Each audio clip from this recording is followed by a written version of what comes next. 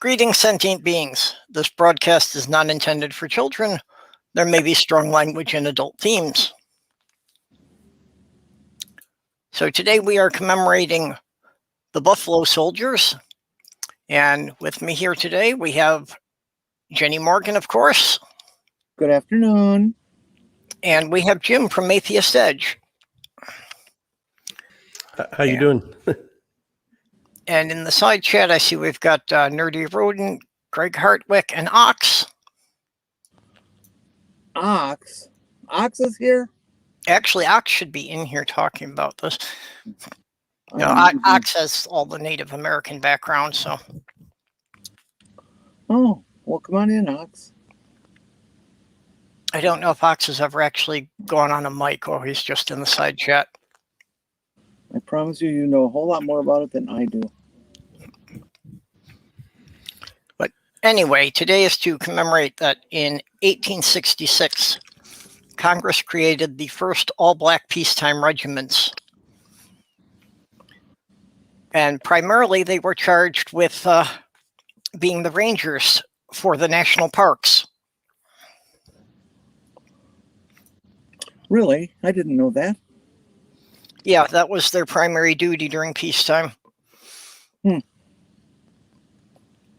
So, and people aren't exactly sure who gave them the name of the Buffalo Soldiers, but it's generally agreed that it was because their tight, nappy hair was like the fur of the buffalo. And they actually did wind up having to deal with conflicts with the Native Americans. So the black soldiers really embraced that because they knew to the Native Americans, you know, the buffalo was very respected and revered. I find it interesting. Now, when did they Congress officially do this? 1866, just a few years after the Civil War had ended. I thought they had already brought African American soldiers into the Civil War prior to that. They had fought in the war, but this was setting up peacetime regiments that were specifically African American. Oh, I see. Okay. During the Civil War, they had some African American regiments, but they were always commanded by white officers. Ah, I see. I see the difference then. Yeah, the Buffalo Soldiers eventually became all black officer corps as well. That's what set them apart. Despite the pejorative name, they kind of owned it eventually. And I think it was just one cavalry unit that was originally the Buffalo Soldiers in 1866. And then by 1867, there was about 5 or 6 other units that took on the name. And then eventually any all black unit was called Buffalo Soldiers. And by that time it had lost its pejorative, but it still has, very racist roots to the name. Hey, Jeff. Hiya. I find it interesting that the reputation of the African American soldiers in the Civil War was quite good, as I understand it. That they were considered to be a very, very brave, hard-fighting group of people. Very much so. I mean, Jenny, I don't know if you've watched the movie Glory about the 54th Massachusetts. Yeah, the first ever infantry regiment. But my point was going to be that the Tuskegee Airmen, which was, of course, an all-black Air Force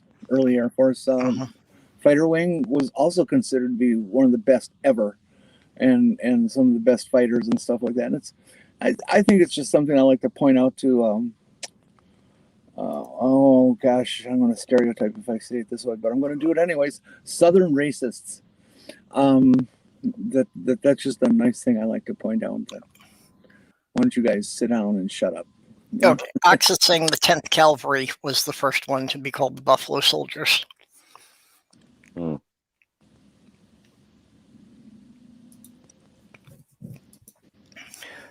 Yeah. Well, at the time, the country was still expanding too, so they also were often assigned, to be protecting the westward expansion of going along with some of the wagon trains. I mean, I don't know much about the too much about the Buffalo Soldiers and after the Civil War, but I do know during. I mean, one of the, even with the first black regiments, I mean, they were not. I mean, they weren't even like paid equal to white soldiers. They were like there was your average private white soldier was paid $13 a month. Or a black soldier was paid $10 a month, but out of that $10, they withheld $3 of that for clothing, which was something that was not withheld for white soldiers at all. So there was, just immediately from the beginning there, they weren't, they weren't treated as equals by any stretch of the imagination. Yeah, I'm not surprised. I was reading about it on Wikipedia last night, just trying to do a little research, and I had no idea that there was regiments, Buffalo Soldiers in the Spanish-American War, 1898, in Cuba, where 5 medals of honor were earned, and yeah, that was a lot of brave fighting in the Spanish-American War. That was before they got assigned to park ranger duty, and there's a I guess they share with the rest of the U.S., the Union forces, the post-Union forces, with rounding up the Native Americans, and there's a lot of the dark history too. How long did African American only regiments or companies or whatever the official military name is exist? That's a they good had to question. be ended at some point because they were treated in World War I and II. Yeah, actually, it wasn't until about 1950 I was that going to say, I the know segregation in the Army was completely abolished. I know it went well into World War II easily. Yeah, it was after the end of World War II. And with the Buffalo Soldiers, the idea of an armed black man was very disturbing to a lot of the white people. So even from the white civilians, oh, you mean they often were attacked. Like the Black Panthers, huh?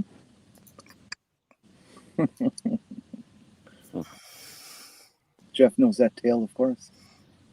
Oh, crikey! I've got a copy of the Black Panthers Services to the People's program, signed by David Hilliard. So, yeah, I know about the Panthers.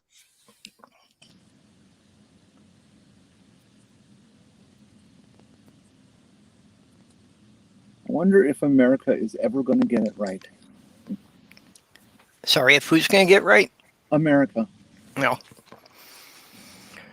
In 1951, Perp, yeah, it was the Korean War when they deactivated all and it fully integrated everybody. 1951. Okay. Yeah, I knew that it had continued all the way through the end of World War II. And I know a bit about the Tuskegee Airmen. Actually, one of my fiance's uncles had been a mechanic for the Tuskegee Airmen. That's her family was from that area of Alabama. We had to learn a lot about the Spanish American. I lived in Cuba for 3 years in Guantanamo Bay. So, but you know what? They conspicuously overlooked. We didn't learn anything about the Buffalo Soldiers, and I think that's a shame. But all these cavalry units were Army, and I can see. I mean, being a Marine, we probably just learned Marine history. I wonder if there were Buffalo Soldiers in Marine units too. I don't know, but if there were, we didn't learn anything about it while we were in.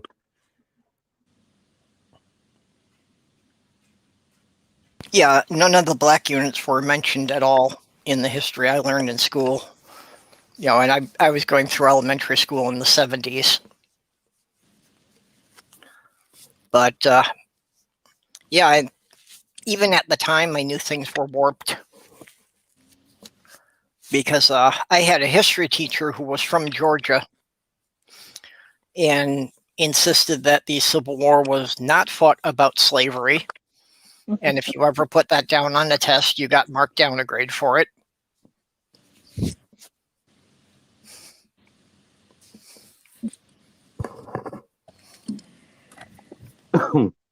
Says here in 1942 that Montford Point Marines are the first African Americans to serve as Marines in the US.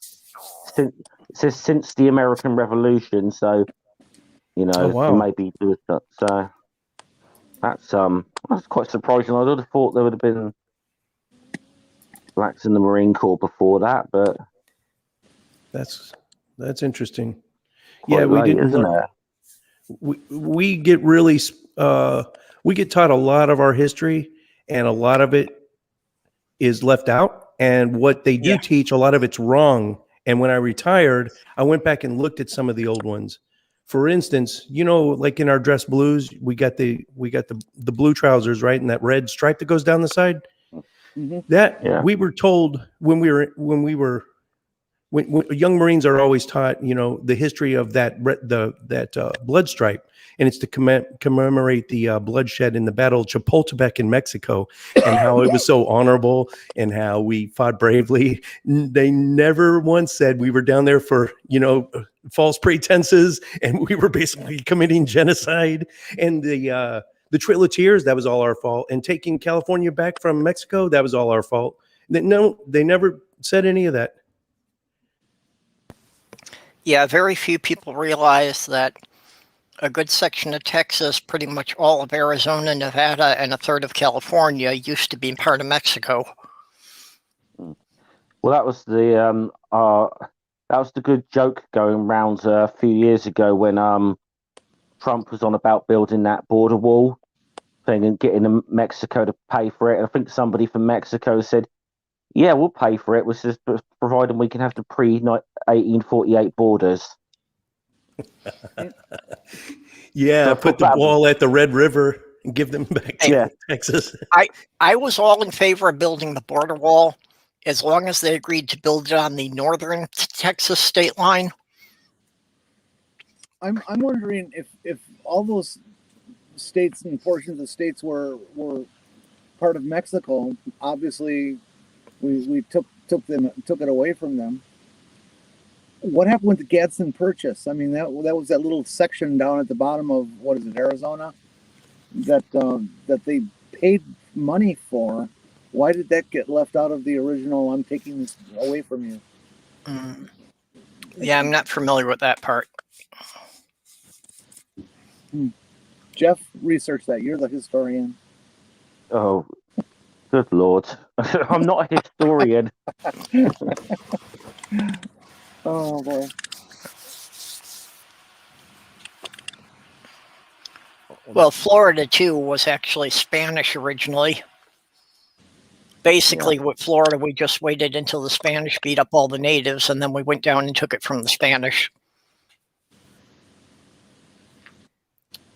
This is really unfortunate. Under controversy in the Wikipedia, it talks about the Buffalo Soldiers being used basically as just bullet sponges, shock troops, forceful expansionist goals of the U.S., just the dirty work, the really dangerous stuff. And they were used in the Caribbean a whole lot because they were called the immune cavalries, because there was an idea that they were immune to the tropical diseases down there, which I guess has a kernel of truth because of, you know, some black people have sickle cell trait where the blood cells are shaped like a sickle. It can cause sickle cell anemia, but the upside to it is it makes you immune from malaria, I think. Yeah, I remember doing something like that. Again, it's one of the things that, you know, people automatically assume that all of the black slaves were from Africa. But actually, that kind of came a bit later, that originally they were the people who were native to the Caribbean islands. So, yeah, I'm sure, you know, they would have already had natural immunities to the diseases that were common in those islands. Well, immunity to a disease does not follow genetically. It follows if you live in a place and you get the same mosquito bite, then you get the immunity. It doesn't pass through blood. The sickle shape of the distinctive sickle shape doesn't. I don't know if it actually does sickle cell protect does. you against malaria. That's a genetic disorder. But I'm talking about, let's say, I'm just going to pick one on my ass. Cholera. Let's say you're immune to cholera. Well, you didn't get that passed down to you from your parents. You got that. No, not the viral immunity. Had the virus. Yeah. No.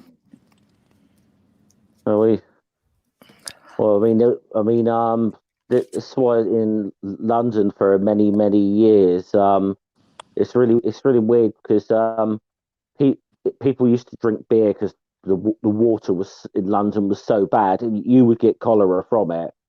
But it still took them like sort of a couple of 100 years to actually establish the link with cholera and water, and actually put in like decent sort of sewer system or something in London, and so they could get clean drinking water. Well, that's been true of many cultures, even into prehistory, and some archaeologists are saying that agriculture did not actually start with bread, that it started with beer, for just the reason you were saying that, if they had alcohol, it could be used to purify the drinking water. So then the population would rise because people weren't getting poisoned from the water. Yeah, but I mean the common the sort of common held belief for many years was it was miasma, wasn't it? It was the common held view for hundreds of years, but so they thought it was the bad air. Yeah, Napoleon even had a map commissioned of all the areas of Europe that had bad smelling air. Because they actually thought that's what was causing the diseases, which again, in some part was right, because where you had swamps, the air smelled bad, but it wasn't the air, it was the mosquitoes transferring diseases. It's I don't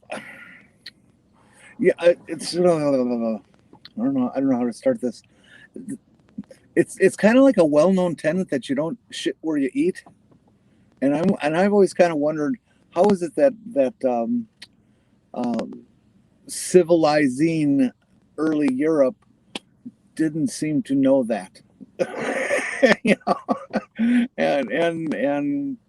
that they didn't take care of their human waste or keep it away from their food supply or their water supply, that people seem to have known this instinctually for tens of thousands, if not hundreds of thousands of years.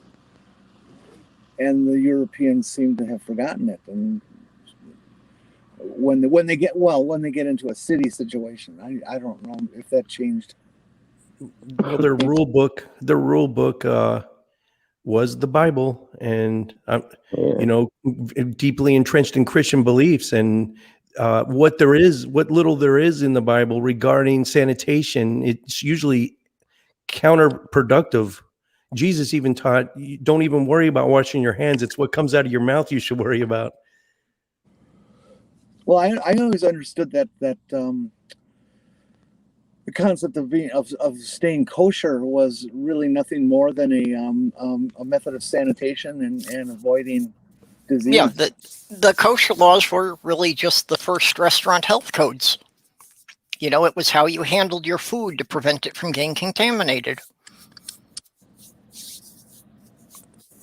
And for that, in that time, that makes a lot of sense. Today, and that's why, they didn't eat pork or shellfish.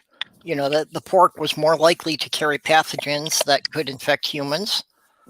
And they probably didn't realize at the time how common it was for people to have allergic reactions to shellfish.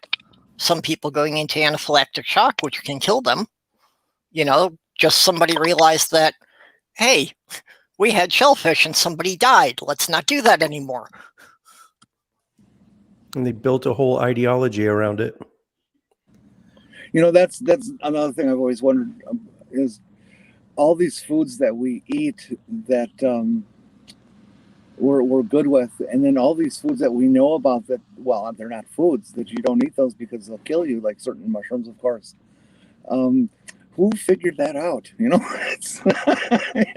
a lot of people must have died to get our list of things that are safe. And, you know, and when did it occur, and how did that get passed on? And obviously, it had to have been an oral tradition, but. So yeah, I mean, you're talking prehistory there, so it's a question we're never going to have the answer to. So, Lone Wanderer's got an interesting bit here. The plague gave birth to the tablespoon. You wore the spoon on your neck so no one else could use it. Oh, I had heard that before, actually. Yeah, that makes a lot of sense too. That if you were sharing utensils, then you were, you know, anything that could be transferred with your spit would be on the utensils.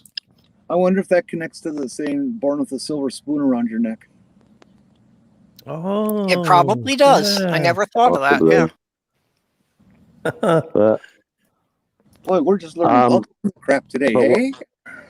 Well, I'll say, you know what I was saying about like how bad London was, like, right up into the Victorian period. Even when they did actually establish that cholera was waterborne, it wasn't like it's not like the government did anything about it until, shall we say, the rather bad smelling air reached Westminster, where the Houses of Parliament were.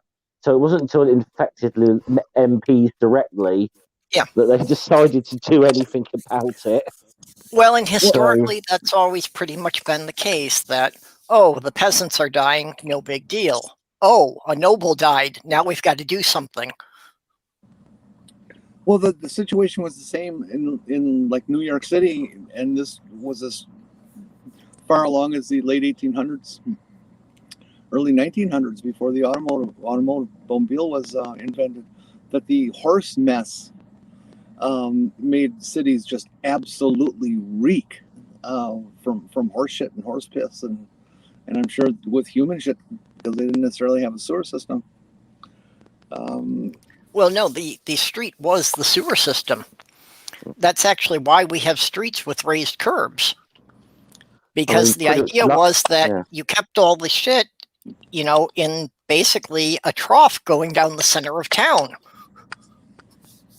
So you tried not to walk in the shit, and then hopefully you got a good rain often enough to wash the shit down into the river. And a true gentleman put it down so a lady didn't have to step in the shit. I mean, at the end of the day, London, it was all eventually just ended up chucked into the River Thames anyway. But I will say, despite all the, it's just amazing though, despite all the modern marvels and that, London still manages to be a shithole. So yeah, well, which is also why not my favourite place here. Why the dominant culture tended to develop at the water source, because whoever was at the head of the water source wasn't affected by the other people dumping their stuff into the river, whereas the people further downstream were getting the cholera more often.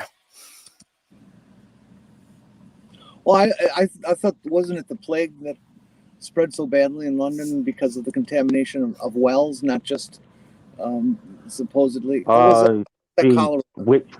Which time they got plague? yeah, okay. I mean, there was it was the Great Plague in London. I think it's 1665 or into 1666, and then which interestingly, what got rid of a lot of the plague was the Great Fire. So London, 1666, of course, London, pretty much most of London was burnt to the ground. Well, I'm remembering the story about the wells of London, and a guy who figured out the disease, basically figured out disease theory because of the wells and who got sick where, and because he realized which wells were linked together. Yeah, the pockets of infection he realized were based on the neighborhoods whose wells were linked together, and then the neighborhoods whose wells were a separate water source weren't getting the infection. Sorry. Go ahead, Jeff. No, you pretty much said it. I sort of like pointed out earlier. One of the things he also noticed that, again, like I said earlier, that the one group of people who weren't getting sick were the people who worked at the local brewery, because they were just drinking a lot of the produce.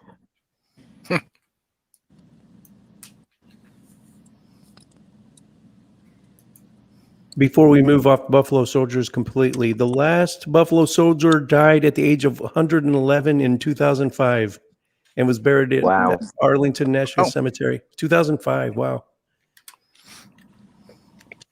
It's really amazing how close history is to us. I've always thought about that, how the overlap of generations and stuff, because there is no, true generation. It's a continuous feed. Well, I remember a few years ago, and it was the thing about the story about the last widow of an American Civil War soldier who died like only about 10 years ago, which makes you realise, okay, she must have been about 18 and marrying a very old man for this to have worked out, but which is pretty much what happened. I had about 20 years ago, when my grandpa died, we got a lot of old papers from his estate, family memento kind of stuff, and letters he had written, letters his mom had written, letters his dad had written, who I'd never met, my great-grandfather. And I never met him because he walked away from the family. And he was apparently an educated man, because he was an instructor, a teacher. And he took off to California, and then he got hooked up in Canada. And based on some of the letters I read from him, it was pretty clear he was a racist son of a bitch. And on other letters, it seemed to indicate he may have been an instructor for some of those religious schools that tried to destroy the native culture. I don't have, we've tried to research it ancestrally and stuff, and haven't been able to find anything conclusive, but it really seems to lean that way, that my grandfather was one of these evil people. Great-grandfather, excuse me. It's rough when if you do any genealogy, if you're European descent, if you go back far enough, you're going to find some unsavory history. Oh yeah. And I mean, it doesn't change how I feel about myself. People always say, "Oh yeah, it changes my perspective." Well, your perspective, yeah, but it sure better not change your identity. It's these people did what they did. It doesn't mean you're like that. Exactly. Yeah. Native Atheist was saying, did they interview that last remaining Buffalo Soldier? Ox put some information up on the chat, in the live chat. Mark Matthews.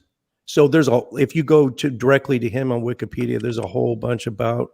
He was a first sergeant with the 10th Cavalry. He had died in 2005. But yeah, there's a whole section on him on Wikipedia. I don't know if they had to have. I'm sure they interviewed the last remaining ones. I wonder if there's any listing of him on Conservapedia. Don't hold your breath. Yeah. Oh, I missed Granny's stream last night. I'll get to do one on myself on that, just having a little look through that. Hey, Ox, you're out there. Go to Conservapedia and look up Buffalo Soldiers. I would love to hear if there's a listing and what they say. I'll have a look. I've got my tablet in front of me right now, so I'll have a little look. But I might not. It might be one of those things that we might not want to read out. Well, that's absolutely true. That's a pretty raw website. Conservapedia. Oh, we got a big, beautiful barge. Yeah, I've seen people reference it. I haven't actually gone there for anything, but the stuff that they were saying about Randolph there. Mm-hmm. and atheism causes obesity. Wait. Atheism causes obesity? Yeah. Oh, that'll explain my waistline then. So there aren't Yeah. any skinny people in our community, huh? Other than you, no. Well, I'm not anymore. Oh, okay. You know, after I got past 50, I put on 20 extra pounds. Well, You know, Matt Dillahunty used to be pretty rotund, right? So no one told me that he was rapidly losing weight. He showed up to one of our recording sessions once. He pulled into the driveway and I literally did not recognize him. I was like, "Oh, you're here for the recording session?" And it took me a good 30 seconds. I was like, "Oh shit, that's Matt Dillahunty." it should I don't know what he did. Isn't that a beautiful barge? So neat and clean, well organized. Looks like there's gambling on it. Is this the Mississippi River? Yeah. Yeah, Jenny's by Eau Claire, Wisconsin. No, right, LaCrosse. or La Crosse, rather. Yeah. So this is the Mississippi where it forms the Wisconsin-Minnesota state line. Although in this particular section, the state line is about 2 miles to the west, and this whole section of the Mississippi is totally within Wisconsin. Golly, that's the stress would just melt from you if you hung out there and just watched the boats go by. Yeah, I'm here several times a week. Awesome. Yeah, it's very nice, very peaceful. Big surprise there. Nothing in Conservapedia. Yeah, there isn't. I was going to say. Yeah. Have you heard about these? I was a bit worried though when it must have been about the 4th or 5th one down. You typed in Buffalo Soldiers recommended, and it's recommended reading Timothy McVeigh. I'm like, what? Okay, I don't see the tie in there. No, I'm like, You know, I Yeah, seem to recall. I can't tell you the related content, but I seem to recall on some TV thing about Oklahoma City and McVeigh that they mentioned the Buffalo Soldiers too. maybe. I mean, the only thing I know is that McVeigh was a soldier, wasn't he, at one point? But that's just about all. That's the only tie-in I can see there. I don't see the tie-in there.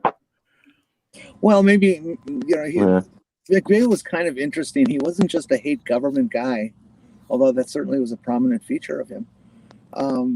He was definitely someone who spouted anti-oppression kinds of things, and maybe saw a certain amount of that in the Buffalo Soldiers or something, and that's why it's connected. I'm not trying to paint him as a guy at all. But no, I mean, at the end of the day, the guy was a racist. So I mean, crikey, he used to go around the gun shows hawking copies of the Turner Diaries, for goodness' sake. So yeah, you know, yeah, he got what he deserved ultimately. So I repeat, I'm not painting him as a good guy.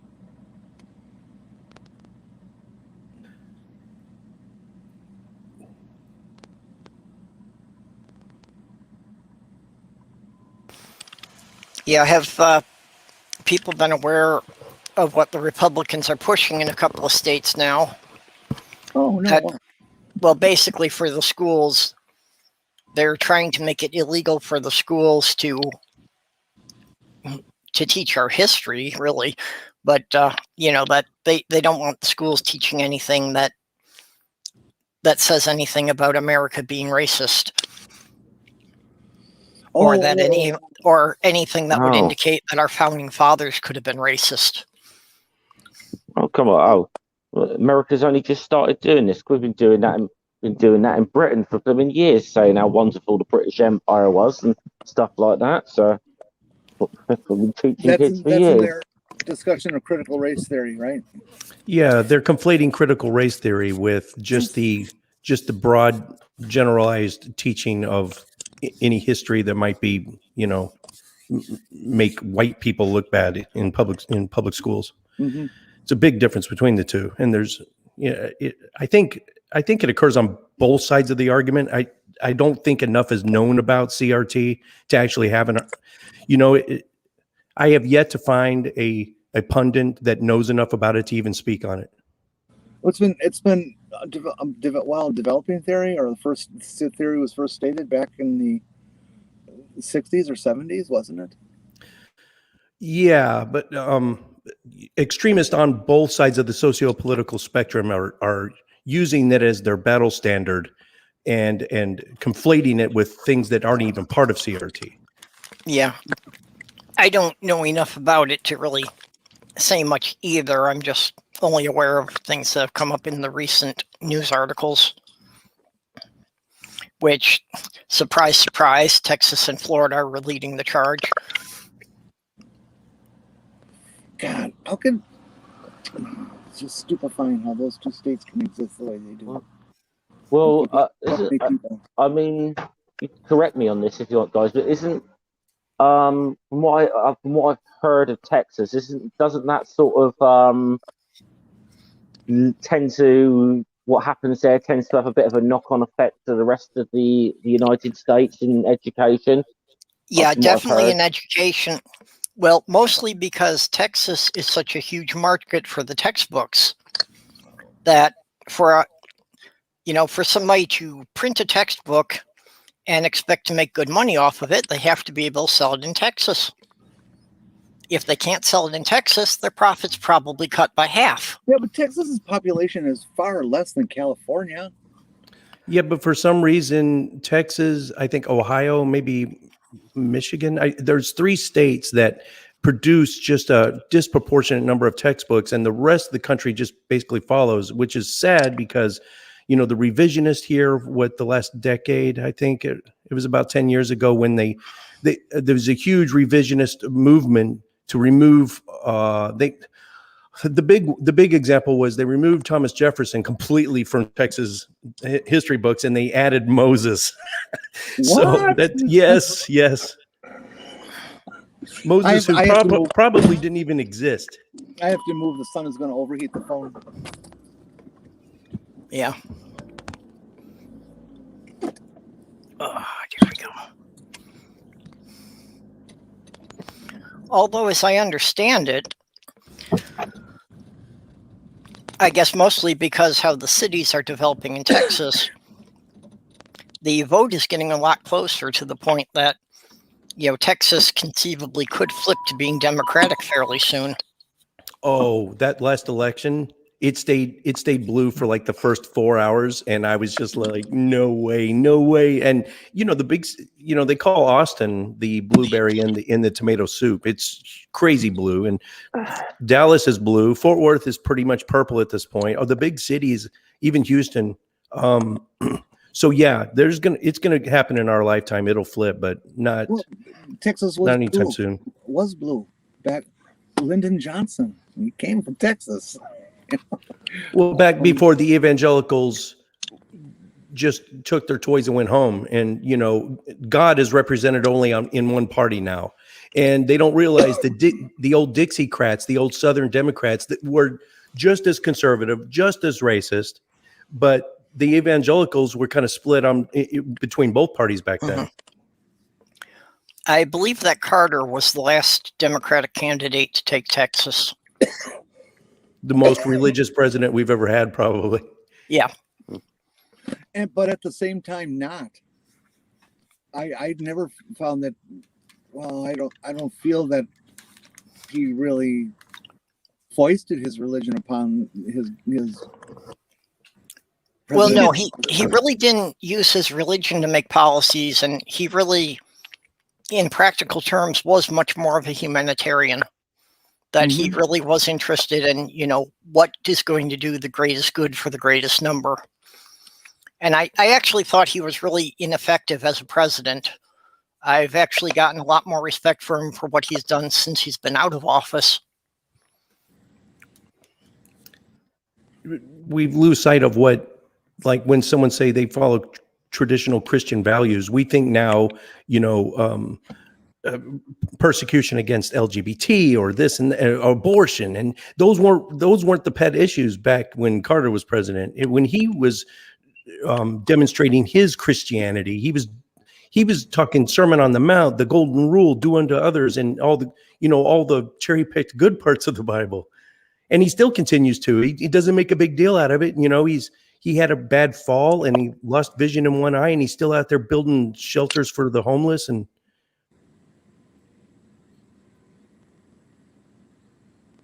yeah, the Habitat for Humanity is what he's been best known for now. Yep, he didn't make a big deal out of winning the Nobel Peace Prize. Why Obama got it, I have no idea. And that was right after some drone strikes in Syria. Oh, come on. I mean, let's be honest, though, that the Nobel Peace Prize lost all credibility when Kissinger got it. So, yeah, true. That's a good point. Yeah. Yeah, for several decades, it has really not stood for anything. I think Obama got it because he became president and there was no Nobel Peace Prize for being the first black president of the United States. Yeah, I think that was really it, because they thought it was going to help racial relations to give it to him. And all these right-wing talk show hosts that were awarded the Congressional Medal of Freedom. Is that the highest civilian medal you can get? I think Alex Jones got one, Steve Bannon. Oh. So that award is done now. Yeah, that means nothing now.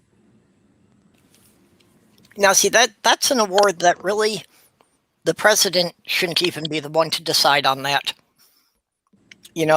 That's something that I would think would have made more sense for like a panel in the Pentagon to decide who gets that.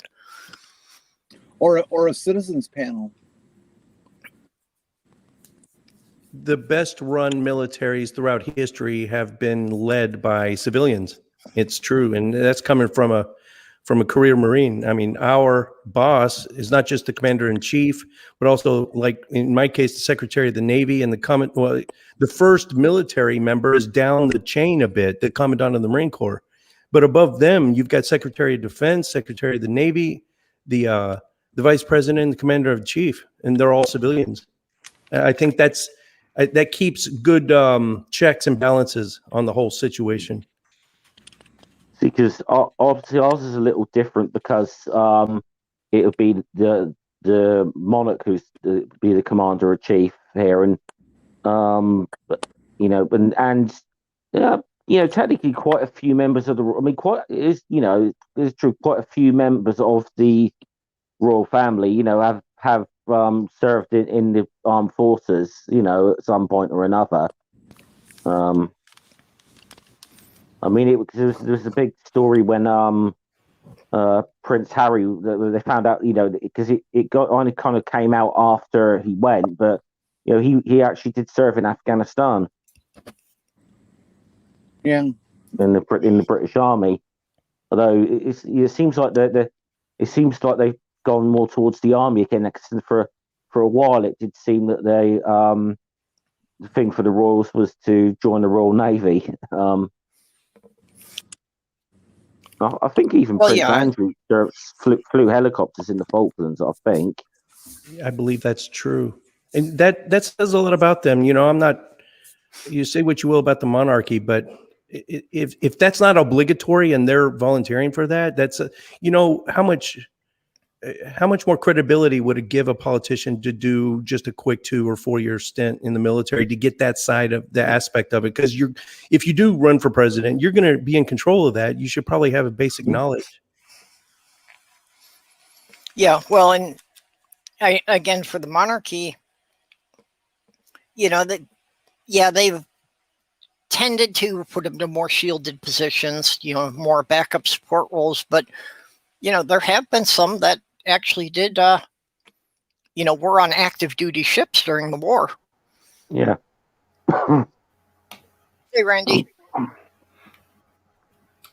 Hey, Purple. No, hey, everybody. So, what's the topic I'm going to get wrong this time? Well, we had started out with the Buffalo Soldiers, but, just generally on history. Then it went to sanitation and then the plague. Yep. And then and now we were talking about the royal family serving in the military. conservative politics. Huh. You were right, Purple. It does not stay on topic very long. That's a feature of our show as well. Hey, Randy, you're doing pretty good. Doesn't seem you've got noticeable lag today. Really? Huh, that's odd. Well, maybe I spoke too soon. Yeah, I just... Okay. Yeah, Randy's on like a satellite Yeah, connection, so he tends to have a lag of anywhere up to like 6 or 8 seconds. Mm-hmm. I just got a biopsy done about an hour ago, and so no harmonica playing for a while till that heals up, unless it's cancer. Then then it'll be a lot longer time. But for now, I'll just try to whiffle the best I can. Yeah. Okay, so according to Docs, we stayed more or less on topic for 36 minutes. Damn, that's a record. No, I think that's a record, isn't it? It's not quite a record, but it's really impressive for this show. Actually, our record is still when we did Potato Day, that we actually talked about different ways to cook potatoes for more than 40 minutes. So I think 42 minutes is the actual record. Potato Day. Okay. Yeah, why it was that one in particular, but I guess it was a lot of material and it's something everyone was familiar with. Everybody's cooked a potato at some point, so in some form or another, yes. So we I like Hasselback potatoes. When you slice them all the way down in like potato chips, but still all attached together, and they're like an 1/8 inch thick. so you've got like the long spiral coil? No, you just cut them vertically, but not all the way through. Okay. And then you bake them that way with. Uh-oh. Yep. That happens to Jenny because when she moves around, sometimes the connection gets cut. She'll be back. Right. There we are. Yeah, I'm sorry, I'm having overheating problems. Oh yeah, phone's overheating now. Mm. Yeah, because it is like 90 degrees out there where she is now. And I'm in the shade, but there's still direct sunlight filtering through. Well, I was surprised you were outside today. I thought you would have been staying in this heat. Yeah, well, I had to come to La Crosse anyways for my cardio rehab today, so. What's that Canadian potato? Like, it's basically French fries with gravy on it, I think. Punte? Something like that. Poutine. Poutine, yeah, that's it. That sounds just damn excellent. I want to try that shit. It's potatoes with what cheese do they use? Mozzarella, I think. And sprinkle some mozzarella over it, or chunks of mozzarella, and then some gravy. Yeah, sorry for derailing. I was just thinking about that. Didn't have breakfast. That does yeah, sound we pretty made good. Ox hungry now, so. Potatoes are amazing. They're so good, so many different ways. You know who really likes potatoes? Buffalo women. I'm sorry, what? Buffalo women. They like potatoes. That's why they're always coming out tonight. Oh, okay. Women from the city of Buffalo? What are... No, he's making reference to an old song. Oh. Won't you come out tonight? Buffalo gals, won't you come out tonight? And something in the silvery moon. Fuck, I think. Fuck in the silvery moon. But what does that have to do with potatoes? They like to eat them too. But it doesn't say Other than that, nothing.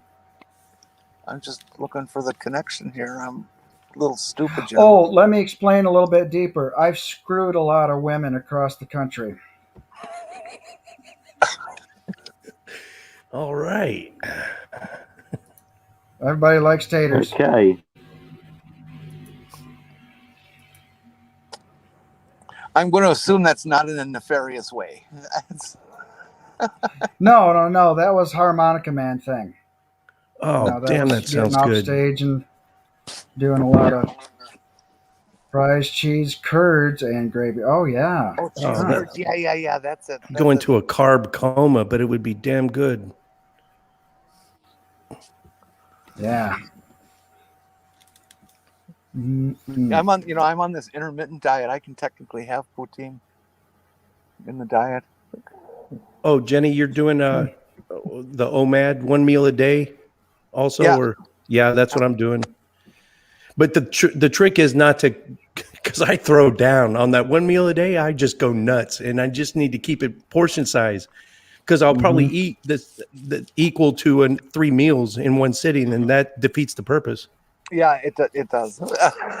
I might do that a little bit or lean that way sometimes, but I'm trying really hard to stick to it, and I've lost 25 pounds so far.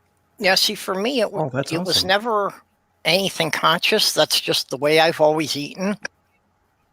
That my whole life, I've really generally only had 1 meal a day and, some little snacks in between. Well, as long as you have them within that 8-hour period, you're okay. I do the 16-8. Okay, you're not supposed to eat anything for 16 hours? Yep. And I set that up so that it's mostly in the night when I'm sleeping, or supposed to be sleeping. Actually, I probably come close to that because, if I'm working on a project, I just don't think about eating. Don't mean to interrupt, but I gotta go. I'm gonna have a seizure. Have a good day. Oh, okay. Oh, man. Hey, Randy. That's kind of a powerful note to jump out on, but, I understand. Yeah, that was a bit. Yeah, hope he's going to be okay. He's serious? He actually has seizures? Yes. Oh, that's awful. Depending on the severity, that could be an issue. I mean, something we need to check on him. Yeah. I had a friend back in high school. Apparently he's been dealing with it for enough years that he knows when it's coming on, and he's used to dealing with it alone, but it's still scary. I had a friend that had him quite frequently. And if I was over at his house, once he was in the shower and he was just flopping around like a fish, I had to pull him out. And the whole thing about, putting something in their mouth, that I think that holds true, like a wallet, or get something in their mouth so they don't bite off their tongue. I don't know if that's a myth, but I tried to do that and try to keep them breathing. Yeah, it's scary. No, as far as I know, that's true too.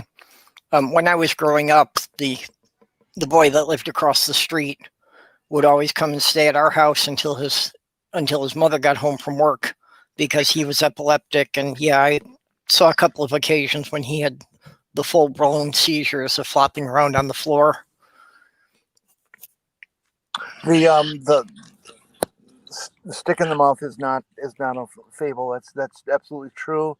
They even make a device. It's called an epistick, which is just a fancy piece of plastic with a certain shape. And yeah, well, that's it. I remember that when he was having a seizure, that my mom would put a wooden spoon in his mouth. Yeah, that would do a fine job.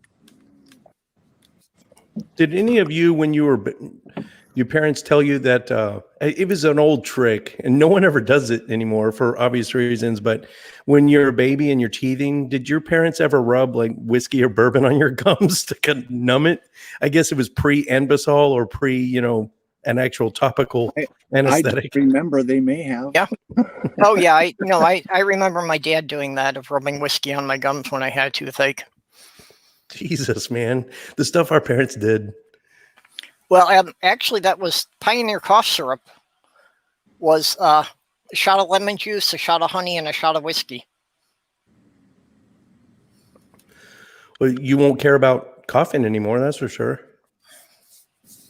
Well, it actually did help to, soothe the cough response in the throat. But yeah, unfortunately, alcoholism runs heavily into my family, and my dad was convinced that whiskey was the cure-all for everything that ailed you, oblivious to the fact that it was usually the whiskey that was ailing him.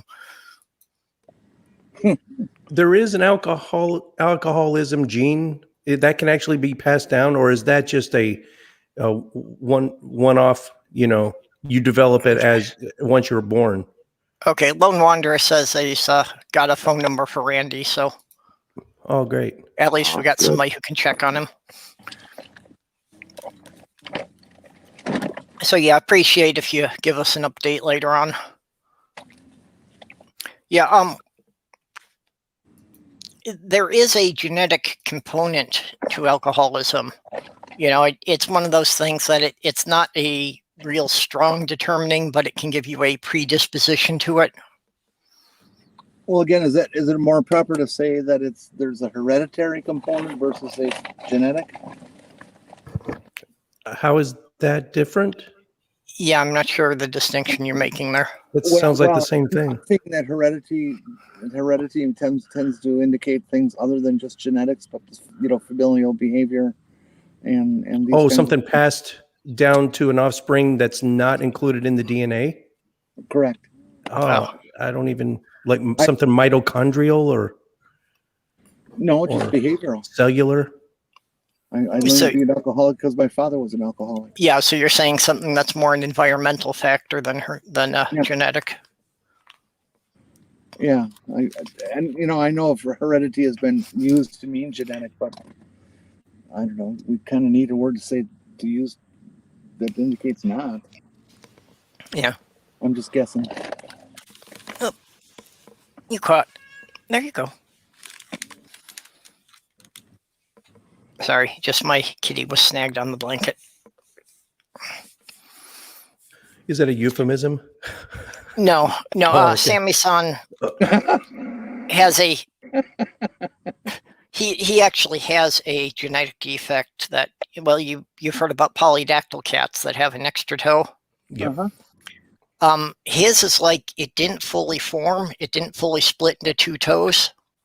So he's only got the 5 pads, but on each of the thumbs, he's got 2 claws coming out. Wow. That's And weird. because of that, he can't retract his claws like a cat normally does. His claws are always out, so he tends to get caught in the fabric. Oh.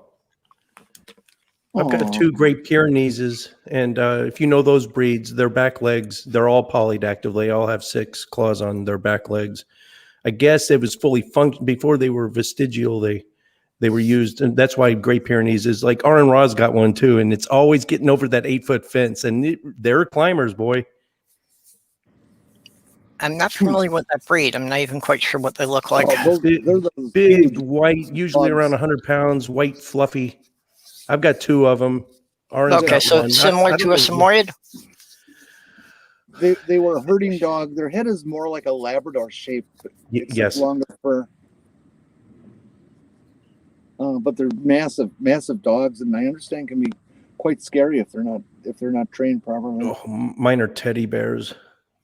They'll lick you to death. But yeah, the great dogs. I think with most dogs that it has a lot more to do with how they're brought up. I don't believe in like the breed specific laws or that, because I think it has a lot more to do with the environment they're brought up in than the breed. Holy cow! I'm about to actually wear out a case for a phone. I've had this case on 3 different phones now, because it happens to fit all the different iPhones, and I took it off for the cooling of the phone, and I see it, and it's all cracked on the inside. It's gonna come apart soon. Yeah. The Otter boxes are a little more expensive, but they last forever. They're shock proof. For those of you that are on T-Mobile and Sprint, I just found out yesterday, might be of interest to you, in the United States, in January, what is this, 2021? So yes, January of next year, all 3G's going away. So it'll just be legacy 4G and then a full 5G. And my family, we've got 4 phones and only one of them is compatible. So I'm going to have to buy 3 new phones in January. Yeah, my carrier forced me to buy a new phone last year because they were saying that they were upgrading the network and it wasn't going to support the model of phone I had. Yeah, I got a used iPhone 6. I can sell you. It's 4G. Yeah, well, I already got one. Which sucks because they're paid off now, and that's just going to be a huge bill. Yeah. One phone Yeah. is rough. 4 phones. Oh. I've always tended to buy the refurbished phones because I can get them cheap and I don't expect a lot from it. I don't use most of the features anyway. So even if I've got a model that's a couple of years old, it doesn't matter to me. Well, I tend to skimp on a lot of things, but there's certain things like coffee, and my phone has to be. It has to, well, because I use it for the show a lot, so it has to stay up with current standards. I was very, very fortunate. My last iPhone was starting to age and fall apart, the battery, blah, blah, blah, all that kind of stuff. And my sister-in-law had to come upon a huge fucking chunk of money from an inheritance. And she bought me a brand new phone. You know, it was like, damn. She just sends me $600 and says, go buy a phone. That was just amazingly nice of her. Way back when I was starting the show, Purple sent me a phantom power for my XLR cables for my mic. That was so cool. I know I always mention that, but man, that was just a great gesture, Purple. Well, you know, you needed it. I was buying one anyway, so I just went and found where I could get a deal on multiples. That's a way useful item. Yeah, it boosts the I guess amperage. I don't even know how it works, but I should be talking like this. I think this sounds probably better quality, but I'm always far away from the mic. Well, it does make you sound to have a deeper voice when you get closer in. Seth Andrews, the thinking atheist. Oh, there's no such thing as a thinking atheist. Atheism causes obesity. It says so in Conservapedia. You do too much. You do too much thinking and not enough exercise. That's why. Mm-hmm. Well, Seth is always quick to point out he's not the thinking atheist. That's the name of the show. He doesn't. Oh, I know. Yeah. He used to hate it when people used to introduce him as the thinking atheist, and so he's always had to like make a point of saying, "No, I'm not. That's the name of my show. That's not me." You know. I get that a lot too. Like I'm somehow edgy. No, this is the name of the show, and it goes like on different levels, but it has nothing to do with me or Courtney or any particular host. Well, it gets a little more confusing, you know, when you've got that under you as your screen name all the time. If your name isn't different from the name of your show or your channel. Yeah, I should probably just put my actual name on there. I always wondered, like, there's pros and cons to staying anonymous with your face or an avatar instead of your face, or people not knowing your real name. And then there's always that chance of getting doxxed or found out. But, you know, I can see why some people want to do that. You know what? I guess it depends on the situation. If you live in an area where you fear reprisal, or if you're not fully out of the closet yet with your family, you know, there's lots of different reasons. Yeah, I know. Yeah, I mean, I definitely know people online who are not out of the closet with their families or any, you know. So, I mean, yeah, I've never had me personally. I've always put my name out there, but I suppose, you know, in a way, I'm probably lucky I'm in a position I can do that, where some people can't. Well, you know, if I was Superman and I had to come up with an alias, I would definitely not use the name I grew up with. Duh. You know, that kind of leads them right to you. Well, yeah, it leads them back to your family. Mm-hmm. I think Jeff Breeze, right? Is that? Yeah, that's right. I'm Yeah. not doxing you, am I? Because you're very No, ubiquitous everyone knows. throughout the. Yeah, Everyone I've heard of knows my you name. back Yeah. even before I had a show. I mean, when I was just around on, in the atheist community, your name has been ubiquitous since the very beginning. But I don't think this might be the first time we've ever appeared together. I've got to think. I think this is the first time you and I have actually properly talked. I mean, you properly talked. I mean, I think we probably talked on social media or what, like Facebook or Yeah. Twitter or whatever, but not. But It's cool to finally, talk to somebody that you've kind of grown up through the community. Like when I first got to my main influence for creating the show was Kate Farr, Bionic Dance, and I got to meet her at the Faithless Forum, and man, that was it was really cool. Yeah. Well, for me, a lot of it's just, I just don't think people need to see, every time I cough or wipe my nose or whatever, considering, yeah, my allergies are just bad. I have very few good days that I'm not having issues with that. And also, I have Tourette's, that sometimes my body is doing random things that I'm not even aware of. Oh, look at this, a mini house. Put on the camera. I'll make the turn real slow so you can see it. Yeah, Purple. I mean, these meat sacks we live in are just plagued with problems. And being an atheist, I don't know what like at a funeral, it's the worst. I mean, I've got no words for them. I have nothing to say. Yeah. And maladies that people have, like earlier, the biopsy, when he was talking about, needing a biopsy and if it's cancer or not. I mean, and being silent, like not even recognizing that they said it is even worse. So yeah. Yeah, you have to respond somehow, but it's hard to find what's appropriate to say. Like Tourette's, that's no joke. I mean, it varies in severity, I'm sure, but yeah, I don't know what to say to that. Yeah, These meat sacks that we live in, growing up with it, I've learned learned to get it under control most of the time, but if I'm distracted, it's kind of like if I'm not focused on suppressing it, sometimes I'll just, have random muscle twitches doing things off on their own. You're right, Lavender Lady and Robert. I guess Bionic Dance is an acquired taste, but once you get her sense of humor, she's just and I like her. Who is it? She doesn't do her animations on her phone. Who is it that does her animations completely from her phone? That's Jen with one N. Holy shit! How does she do that? Yeah, she does I all was her amazed when I production found on out her that she smartphone. Yeah, that she didn't have a desktop computer, that she was doing all of that through her smartphone. How in the hell? If you go back and watch like her whole alphabet series that she did.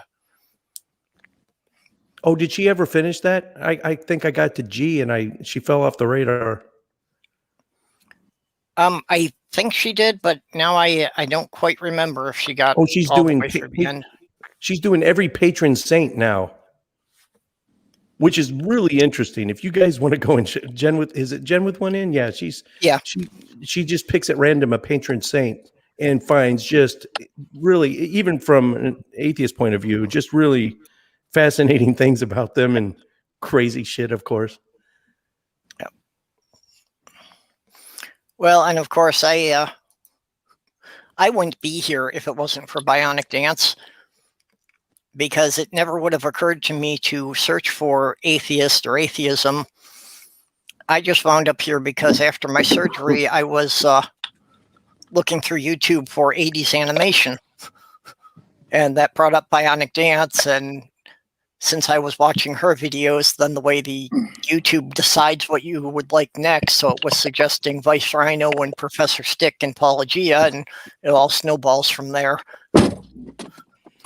Yeah, I think with me it was, I was just checking out a couple of debates and stuff. I think obviously, a couple of like Christopher Hitchens ones, and then That led me to I've come across one Matt Dillahunty did a few years ago, which was, I think was that was size 10 Brooklyn Crate. So it's my first exposure to Matt. And then you obviously you see a few of Matt's things, you suddenly get Yeah. Aaron will pop up, or then Seth will pop up, so Well, and that's, part of the thing, these apologetics or these apologetics who, get on and just think that all the atheists are like one mindset and we've all got the same background. It's like, God. yeah, honestly, I have never read anything from the so-called Four Horsemen. I haven't read any of their books. Oh, I read the God Delusion. God is Not Great on audiobook. It's like 6 hours. It's free. There's a YouTube video of it. Okay, on an audiobook, I should probably get that. Oh, it is awesome. You have to listen to it.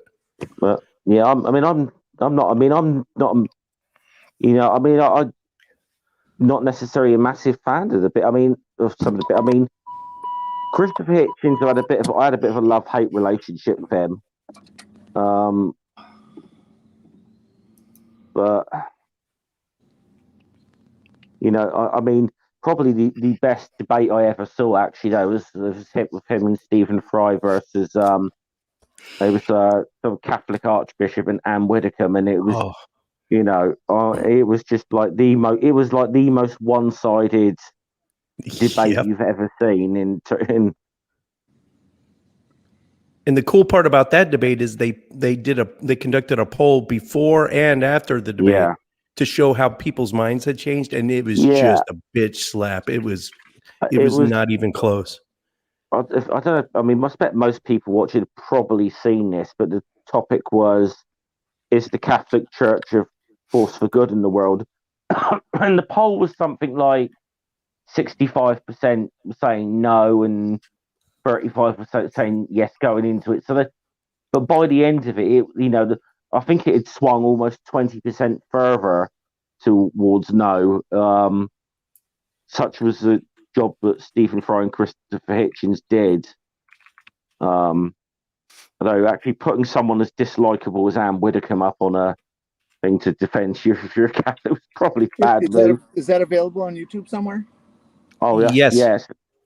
About just put is the Catholic Church a force for good in the world debate. You'll get it. Okay. Oh, it's incredible. That's another must see. Oh, Ox, yes, I'm a Marine. You know how to tell if someone's a Marine, a vegetarian, or an atheist? Just give them 5 minutes and they'll tell you.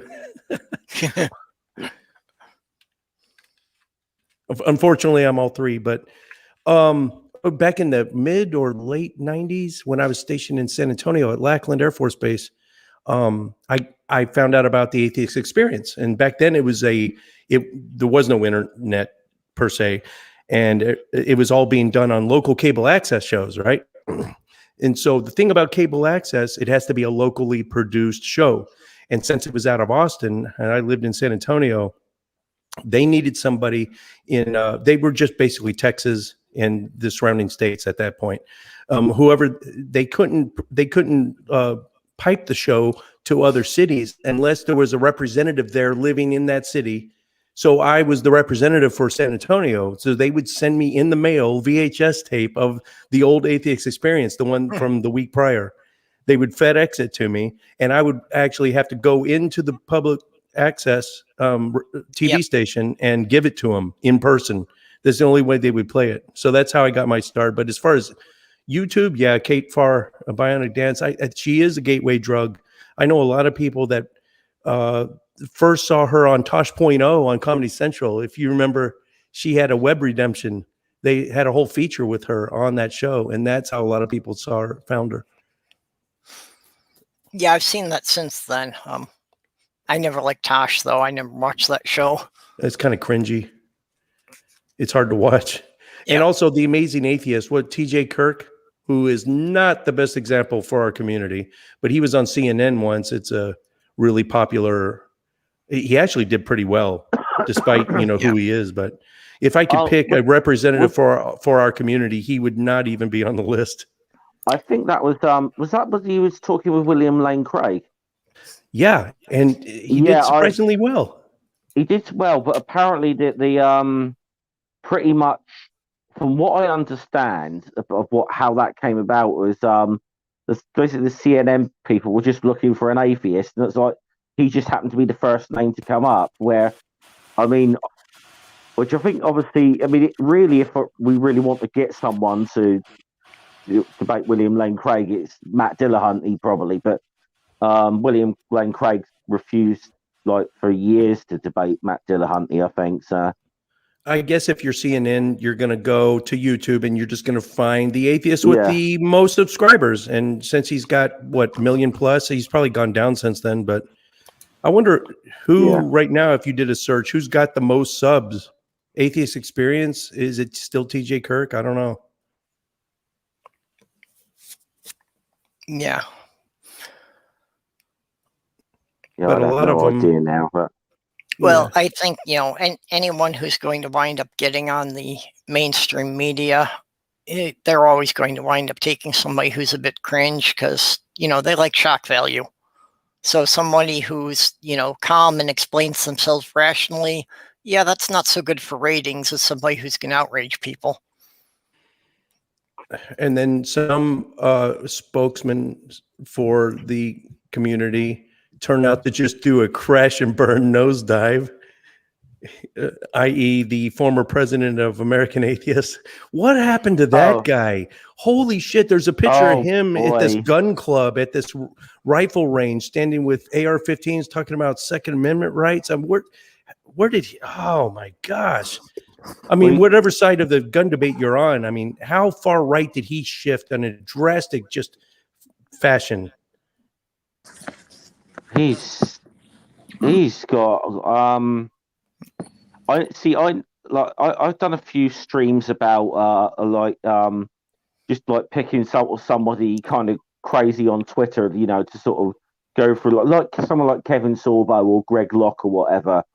Yeah, so it's just where we basically just sit round and sort of take the piss out of the stupidity that they tweet.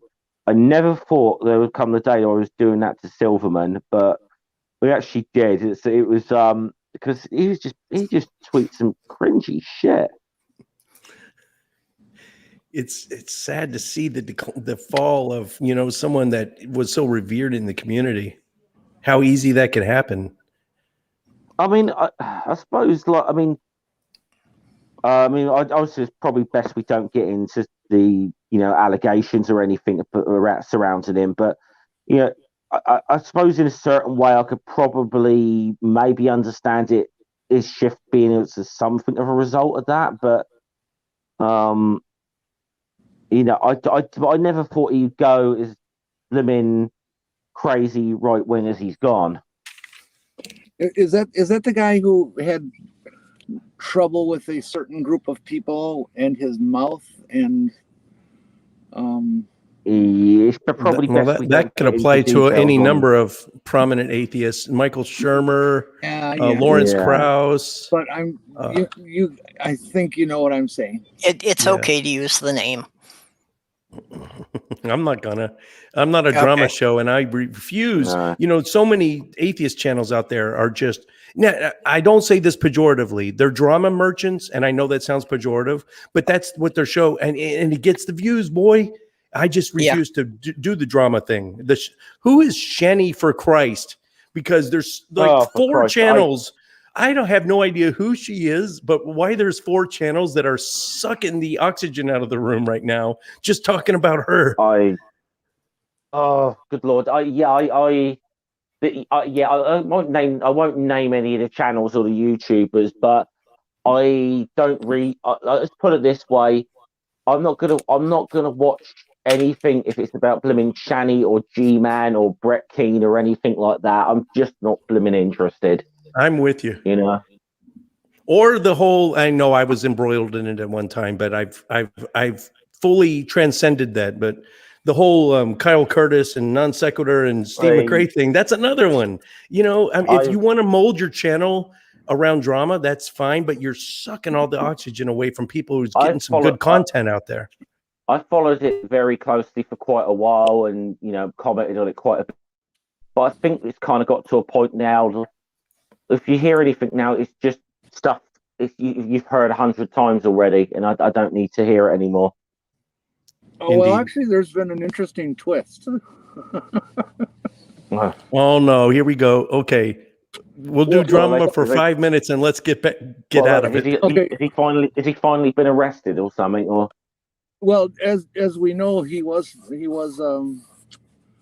found guilty, and I believe there's an arrest warrant out, but I'm not sure. But that's not the point.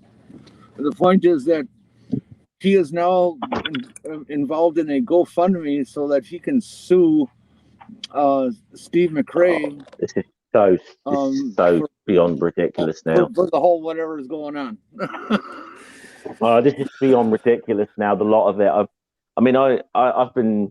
And people know I get along with Steve, but I've not really followed him in quite a while now because I've kind of got sick of it all. So. Well, if you get along with Steve, tell him the friendship bond with a Marine is forever. And anytime he wants to come back and be friends with me, I'm waiting for him. Yeah, I know the issue there. I've stayed well clear of it, Jim. So I am well aware. I'm not asking you. That would just perpetuate drama. You are correct, sir. Good answer. Jim, my daddy was a Marine. Is a Marine. Oh, is he dead? He's kind of dead now, but World War II. Wait, that's a good question. Are you still a Marine if you're passed? Because the old saying, once a Marine, always a Marine. So yeah. My brother was a sailor on an LPD. Oh wow! And he always said that their job was to throw the Marines on the beach and get out of there before anyone could shoot at them. We bust balls a lot. There's so many jokes, and and I do not take offense to anything except for one joke, and I'm going to tell it now, and it caused a fist fight. Yeah. How are Marines like bananas? They start out green, they turn yellow, and they die in bunches, and that got the guy into a lot of. That's the only one that ever offended me. I can take all kinds of ball busting. That one kind of got me. My parents were both Royal Navy, so there was always a bit of rivalry between the Royal Navy and the Royal Marines. Even though they're kind of sort of under the same umbrella, there is a bit of rivalry there, and I do remember my ex-boss was a former Royal Marine, and he was talking to my dad one time. He said, "Yeah, my mate who I was in with, he's become a major in the Royal Marines now." And my dad said to him, "What happened to him then? Did he get a GCE, which is basically something you get if you pass high school?" So that's kind of. Oh, so that was that's kind of the sort of river. Yeah, that's tame. They say that we sign our enlistment papers with crayons, and the dumb stereotype. I get it. Oh, what Purple was saying. It's surprising how many, not just military, but specifically Navy prominent atheists in our community were Navy. It's just disproportionately. I don't know if there's a cause and effect there. Navy or Marine. Matt Dillahunty was Navy. Richard Carrier was, and Steve McRae were both nuke technicians in the Navy, which is the mentally hardest job. I mean, you basically, it's a post-grad degree just to get through the schooling for it. Yeah, Jim, I've heard that. Yeah. I've heard that one that Marines sign their papers with a crayon, which is just ridiculous. They don't need a crayon to write an X. Yeah. And you know why Navy guys stay together so well? You would too if you spent a few years in a boat with 6,000 men. Well, you know that the running joke Marine... is you're only gay. Huh? Oh, it means muscles are required, intelligence not essential. Yeah. Muscles are required. The old saying is you're only gay if you can see the shore. Oh boy. Anyway, I don't get that one. I'm glad we're off the drama kick, man. See those drama. Okay. just like Thomas Westbrook says, we as a community, as content creators, we should never feel like it's a competition. It never has been that way and never should be that way, because Holy Kool-Aid, he once told me, a rising tide raises all the boats. And I'm sure he didn't coin that term, but it really stuck with me. So we're constantly helping each other, but it's channels that really devote themselves to all the drama and the infighting. I think it's such a detriment. Yeah. Okay, hang on. Let me look at the hardware. Hey, here. Diana, cool. Hi, kids. How you doing? Hey, and we didn't even get a chance to say hello to Jenny. Sis came in. There you go. Okay, am I audible? Yep, you sound okay. Okay, great. Because yeah, my mic was disconnected when I first brought the browser up, so I had to screw around with it. Okay, at least you guys can hear my crap. How you doing? my dad, by the way, Ox, my dad was a submariner, by the way. Okay, Oh my. so do we need to start like shipping a case of that Flex Seal to the U.S. to the British Navy? Yeah, there you go. Oh, if you want to see some heavy drinking, get U.S. Marines and Royal Marines together. Holy shit. I've never seen so much heart. It becomes a drinking contest every time. Hi, Hans. Yeah. Katie. Same thing happens with German race car freaks and American race car freaks. Is that right? Yeah, the Germans. I can see that. always.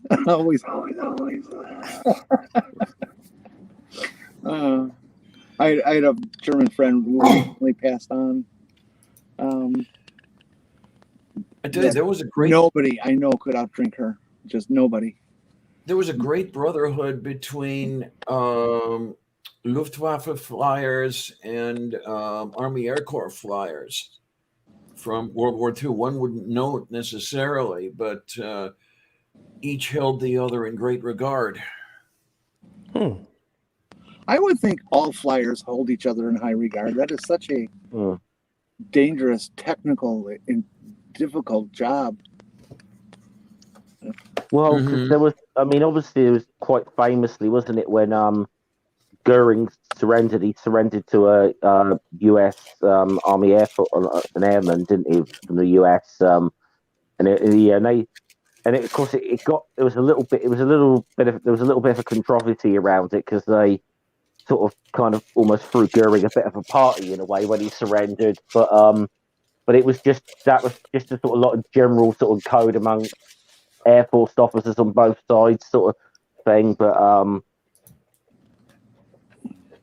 But you know, which you know, so it was, you know, the U.S. officer wasn't really looking at the politics of the situation at all, you know. So I think that's generally been true of all the major wars, that even the pilots on opposite sides still had a good amount of respect for each other. Mm-hmm. Oh, is that Lavender Lady? Yep. Crazy Cat Lady? Oh my gosh, I haven't Hi, seen honey. you in forever. Hi, how are you doing? Well, Yeah, I mean, I thought I'd pop in for a little bit at Purple's invitation. Yeah, I was getting ready to get some food because I'm almost out of coffee and life cereal, so I'm approaching a critical point here. I've got to go get my stock replenished. That cat I think is like just for Halloween. That cat's tail is. Look how long that thing is. Yep. Yeah, the tail's as long as the body on that one. Yes. Sylvia's a big sweetie. I don't know what I would do without her. I really don't. She is an amazing kitty. When I was in hospital, she went off the deep end. So I guess she feels some sort of connection. Maybe I'm the food supply or something. Maybe that's it. But you saved her life when she was a kitten. What do you expect? No, there you go. It was when you got here, I was still in hospital. She hid for, oh my God. How long were you here? Well, when did you get here? Basically for 2 days until you got back home. Yeah, okay. Perp, what time is it? 1:30. Okay, thanks. Yeah, It's you not got an only appointment 1:30, coming but up. it's at 1:30 into the show also. What? We started on Yeah, time? because let's see now. Purple and Jenny, you guys are Central. Jenny says you're Eastern, right? I'm Eastern. No, I'm Central. That's what I said. Yeah, the other Jenny. Oh, Yeah, oh, Jenny says. There are oh, too many Jens in the atheist community. I We didn't- were just Yeah. talking There's about loads, that isn't yesterday there? on my channel. Well, I've Um, actually joked a lot that if you don't know somebody's name in our community, if it's a man, call him Dave. If it's a woman, call him Jenny, and you're probably right 30% of the time. Well, I was Jenny before any of you were born, so Well, okay, And yeah, you you've got a change point yours. there. You are more ancient than I am. One of the very few people around here who is. you're the only one who I'll let remind me of that.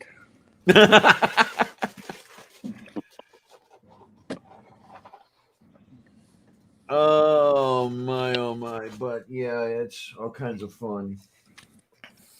You are the kiddiness. Yes, you are. Yes.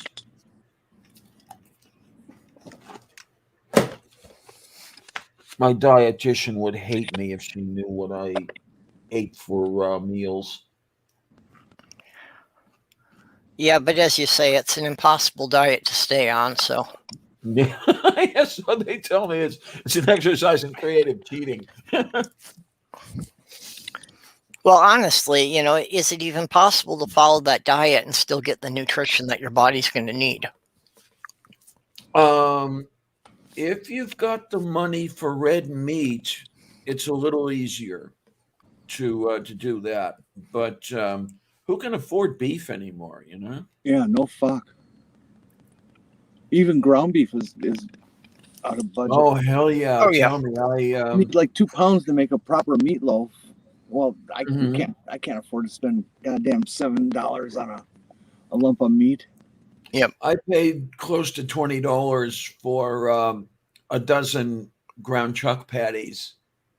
The last time I made a full food run, and say again. No, go ahead.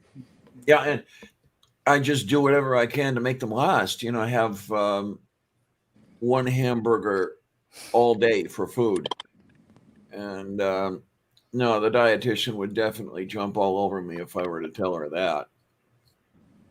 You're not eating enough. Yeah, well, you buy me dinner, will you? I can tell my nephews must be doing pretty well.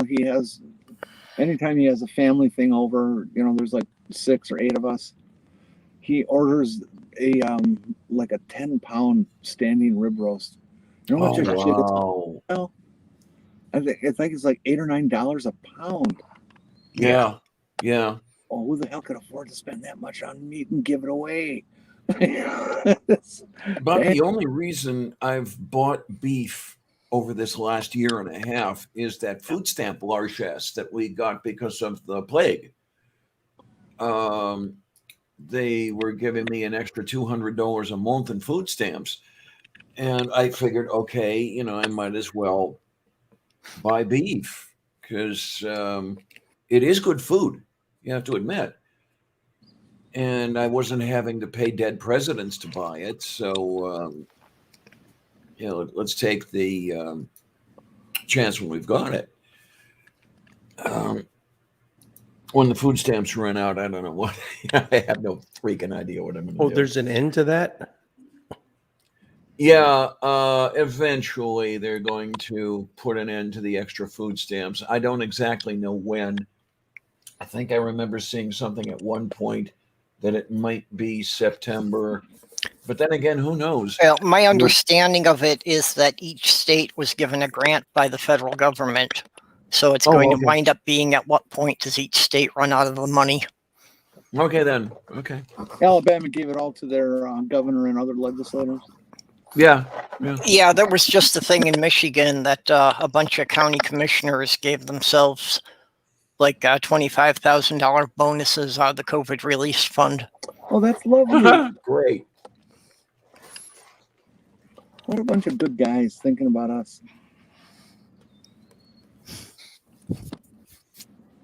I mean, they could have taken more. You know, that's what I'm saying. Oh, Speaking of politics, does anyone think that anything good is going to come of the hearings that are going on now? you know, I listened to those things, and I thought I was fairly realistic and callous enough to not, you know, be bothered by these descriptions. But when they combined those guys' testimony with the actual videos that were taking place at the moment these guys are talking about, it was just one of the most frightening things I've ever seen. Oh, yeah, yeah. And any politician who does not stand up and say, these fuckers were revolting and must pay the price of treason, is a hypocrite. It does not belong in office. Will never get a kind word from me. They are just absolutely barbaric politicians. Hats off to anyone that can watch that. I refuse to watch it. I think it might trigger something in me. I can't watch military war movies, and I've got a feeling, you know, what I've caught bits and pieces from before the hearings, and it's not something I would be able to probably handle, but it's got to be heart-wrenching. The one good thing that came out of it, though, my dad, who's a crazy conservative, right-leaning, racist, you know, but he said he is watching the hearings. I guess Fox News is covering it to some extent, and it seems like, fingers crossed, it's making a change in him. He's actually seeing it for what it is now. Well, Fox News is covering it, but they're also trying to slant it to their bias. Oh, of course, yeah. You know, so they're covering it, but they're trying to say that it's, you know, the Democrats putting on a theatrical show, that this really isn't what actually happened. This is just what the Democrats are trying to get everyone to believe. Well, wait a minute. What I don't understand here is, how do they think they can get away with saying this isn't what happened? They've got pictures. Yeah, well, you know, it's right there. Well, they've got pictures, but the Republicans are saying that, yeah, the Republicans are saying if you look at the videos, it was just a tourist group coming through. Yeah, the MAGA hat wearing people are buying it. That's a bit like that old. That's a bit like that old Bill. Trump played that game of absolute denial of videotaped reality for 4 years and won. That's a bit like that old Bill Hicks joke about the Rodney King tape, and the coppers saying, well, it's all how you look at it. See, if you play it in reverse, you see us help Rodney King up and send him on his way. They're like, not guilty, you know. Yeah. I don't know. Auctions say nothing counts until the Mango Mussolini is on death row. The thing about that is, in my personal opinion, the death row, I'd rather he stay alive behind bars, because once you're dead, there's nothing anybody else can do to you because you don't exist anymore. So, you know, keep the guy alive and keep him suffering. But that's just me. Best case scenario, he's going to pay a hefty fine, even though I just rewatched, re-listened to the phone conversation between him and the Georgia representatives that were in charge of the ballot counting, and just the blatant. I mean, he indicted himself numerous times in that phone call. Holy crap! The one where he said we've got to find some votes. Not just some votes. 11,780. I need one more than Biden got, and that is convincing evidence that he's not really looking at voter fraud. He's looking at, I want to win Georgia. No. Trump said that. Trump said that. Yes. That's what I'm saying. Yeah. Yeah. That was just the most damning phone call. And why?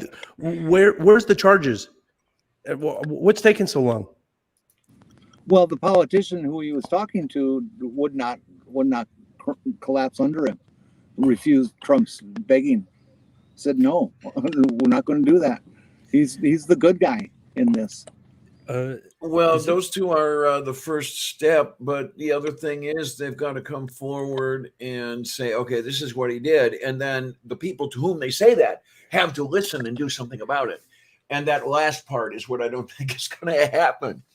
I don't think any of these people are going to face accountability, because the people who have to hold them accountable were involved. Yeah. Yeah. I just don't understand how Donald Trump hasn't just been thrown in jail already. Like, See my previous comment. Every single day we find out that his fucking underlings, his little henchmen, are doing shit. Even people who are just tangentially related to Donald Trump are going to jail over like crimes. So like what's it gonna take? Well, go ahead. I do expect a lot of what's happening is we're seeing the underlings going to jail, and I expect that a lot of them are being told that, if you give us something we can use against Trump, you'll get a lighter sentence. So I think that we're seeing a lot of the underlings going to jail because they're trying to build a better case on Trump. Well, I hope. I really do hope so. I mean, for once, I can see the value in a plea bargain. I just hope it works. Well, when's enough? I mean, you can only tease me so long. Every time he does something stupid, I'm thinking, "Oh, this is it. That's the nail in his coffin," and he slips out. I'm tired of waiting. It takes time to build the proper court case. You can't take charges and just whip them out in court. You have to have documentation up the ass that support your charges. This is why I understand that. Yes. Well, they're working on that. And and getting people, his underlings, to shaking their boots and turn on him is part of that process. And you have to do it in a proper sequence for it to build up, and for the everybody to get scared at their own moment. The higher up people are going to be less scared than the lower down people, and so you got to build it that way. Trump is going to be indicted. Have no fear. He is. I hope. I don't know, but I hope. You gotta give it the time that the DA, because they want him to be convicted. Well, what makes me doubt? What makes me doubt are the two impeachments. Where you had the fascists getting all together and saying, no, we are not going to convict him on these articles. And as long as any of this has to involve the fascists, I don't know that we're going to get anywhere. Well, these courts are not going to be controlled by those fascists. These are state courts. State of New York, which does not like Donald Trump, has never liked Donald Trump, and would be thrilled to get rid of Donald Trump. I still can't believe that the only reason why Donald Trump wasn't impeached the second time is because some dumbass in the right wing started the idea that you can't impeach someone who's no longer in office. It's just as blatantly not true. He was impeached the second time. Yeah, he was impeached because he was in office. I mean, you can't convict or not convict to remove him. Yeah, you cannot remove somebody who was already removed. That was or not already removed, but no longer in office. You can't remove that person. I get removal from office is not automatic with impeachment. You get impeached, and that's just filing charges. That's like going to the grand jury. Right. Then the Senate has to do the trial, and when trial is concluded and he is fully convicted, they can choose to have him leave office, but it's not a guarantee. If the conviction had held in the Senate, it could be anything. The penalty would be anything from a formal censure all the way to you cannot run for president in 2024. Right. So that would have been And if he's there's no law that says if you're a felon, you can't run for president. So even if he was convicted and thrown in jail, he could theoretically run for president from jail. Yeah, ironically, if you're a felon, you can't vote, but you can still run for the office. Mm-hmm. What a messed up system. That's crazy. Well, And the sick thing is, people would still vote for him. Oh yeah. 41% by current totals. Well, yeah, he's always sure of at least 30 to 35%. It's the bit over that he's got to work on. And unfortunately, with our system, since so many people just don't bother to vote, 35% is enough to be a majority to get elected. Mm-hmm. You know, in India, they have like 15 different political parties. And I think there's some merit to that. If we split our parties into just split each of them once and had 4 parties, how much better would that be? You have a kind of far left, a moderate left, moderate right, and a far right. And just let them do that would be so, and it would have to be an even split. You couldn't do it on one side and not the other. Yeah, parties are not. Yeah, parties are not always split along those lines. That's not the way. That's not the sort of way they come together. I mean, I'm in the UK now. Okay, yes, we've got two parties realistically that are ever likely to be leading a government, which is be the Conservatives and Labour. But we've had Conservatives. They've been outright, but we've got a lot of other I mean, we've got the Liberal Democrats will be our third party. Then you've got the Scottish National Party, Plaid Cymru, which is like the Welsh Independents. Northern Ireland's a whole different case within itself because of all the different parties that are there, like the Democratic Unionists, Sinn Féin, and then but then we've had all these other sort of pop-ups like the Brexit Party and you used to have the UK Independence Party that were on the right as well. They've kind of faded into insignificance now. But I've seen parties. You won't ever get them like an actual. You won't really get a split, not an even split about on the political spectrum, because a lot of the time they tend to be splits or breakaways from more established political parties. Yeah. So if you were to be how that happened. If you were to split the two parties that exist in the United States right now, you wouldn't get the far left, the moderate left, the moderate right, and the far right. You would get, because like what we have right now is we have like moderate right and extreme right and Republicans and Democrats. We don't have a true left. Right. So we would need like a leftist party. And I guess the easiest way to do that is to get all the more centrists and moderates in the Democrat Party to break off and form a more left party. But we would split the vote if the right didn't do it as well. This is that old catch-22. We do have a left wing in our parties.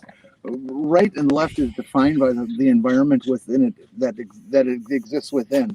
And for our system at this time in our history, yes, we have a left wing, and they're fairly left wing. I mean, remember there was a time when Richard Nixon was considered an arch conservative, and by today's standards, he would have been considered a liberal. Well, even Barack Obama joked about being able to run as a moderate Republican in 1972. Mm-hmm. Absolutely. Yeah. I'm trying to remember where I was going to go. Genesis, what I wanted to hit you with is I was going to give you an assignment to go look up an author by the name of David K. Johnson, C-A-Y Johnson. I'll be honest with you, I don't like reading. Well, get it on audiobooks then. That's what I do. I hate reading too. And David K. Johnson. He's got one book, and I always forget the title, but I remember the subtitle. It has to do with why things are the way they are and how the system was designed to fuck you and help the rich. And you read that, and you'll see why it's so impossible for what you're talking about to have happen. I just saw Hans's comment in there in the chat there. I'm willing to bet Norway had way more than that because here we go. and on that, this is not nothing specific to Norway. This is something about the far left.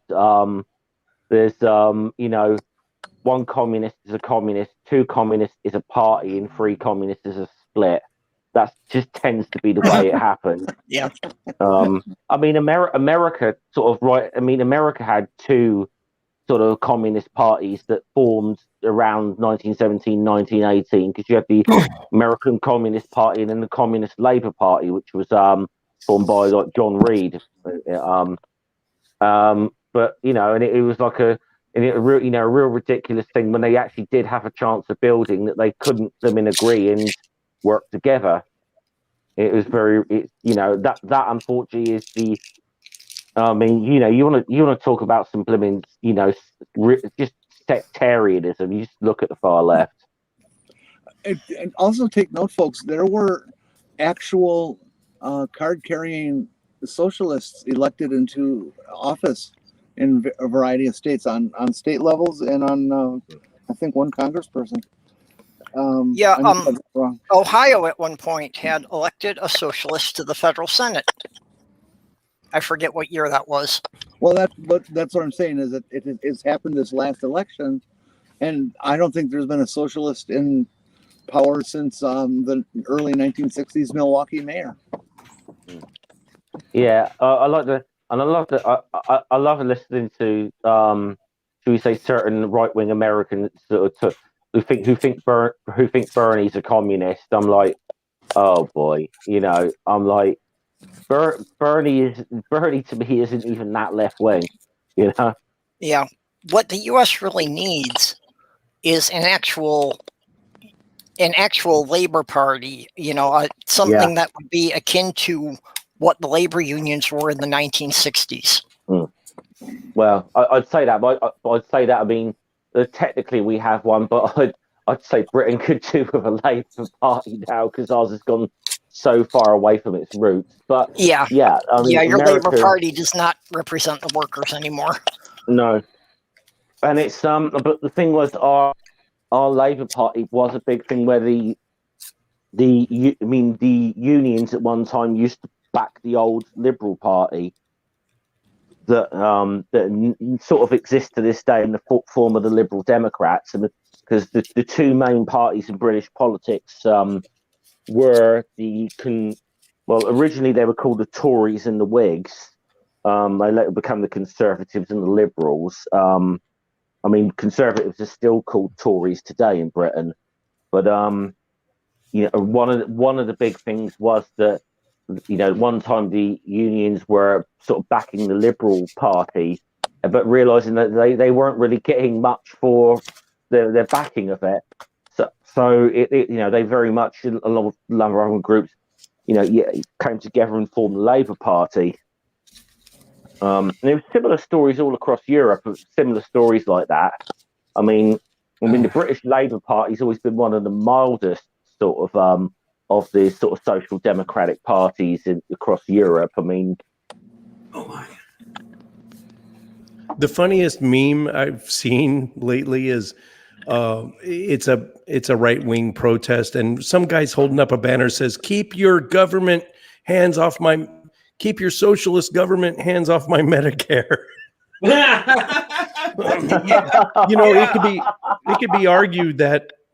It could be argued that our current vice president is somewhat socialist, maybe like Sanders, but there are different flavors of socialism. And we are already in the midst of a type of socialism already, and they don't understand Medicare, Medicaid, Social Security, public schools, public roads. If I talk to these people, fire departments. Yes, the first thing, you want a volunteer fire department, volunteer only in each of your counties. How well trained is that going to be? And the first thing I do when I debate these people is say, what about public schools? Your tax money goes into, do you want to dry up all the tax money that goes into public schools and make everything private? And that's a good starting point for having a discussion with people that are totally against any form of socialism. Well, but people who don't have kids often don't care about the public schools. But where I lived in Michigan, we were actually in that situation that we had a completely volunteer fire department because they couldn't afford to support one. Mm-hmm. The vast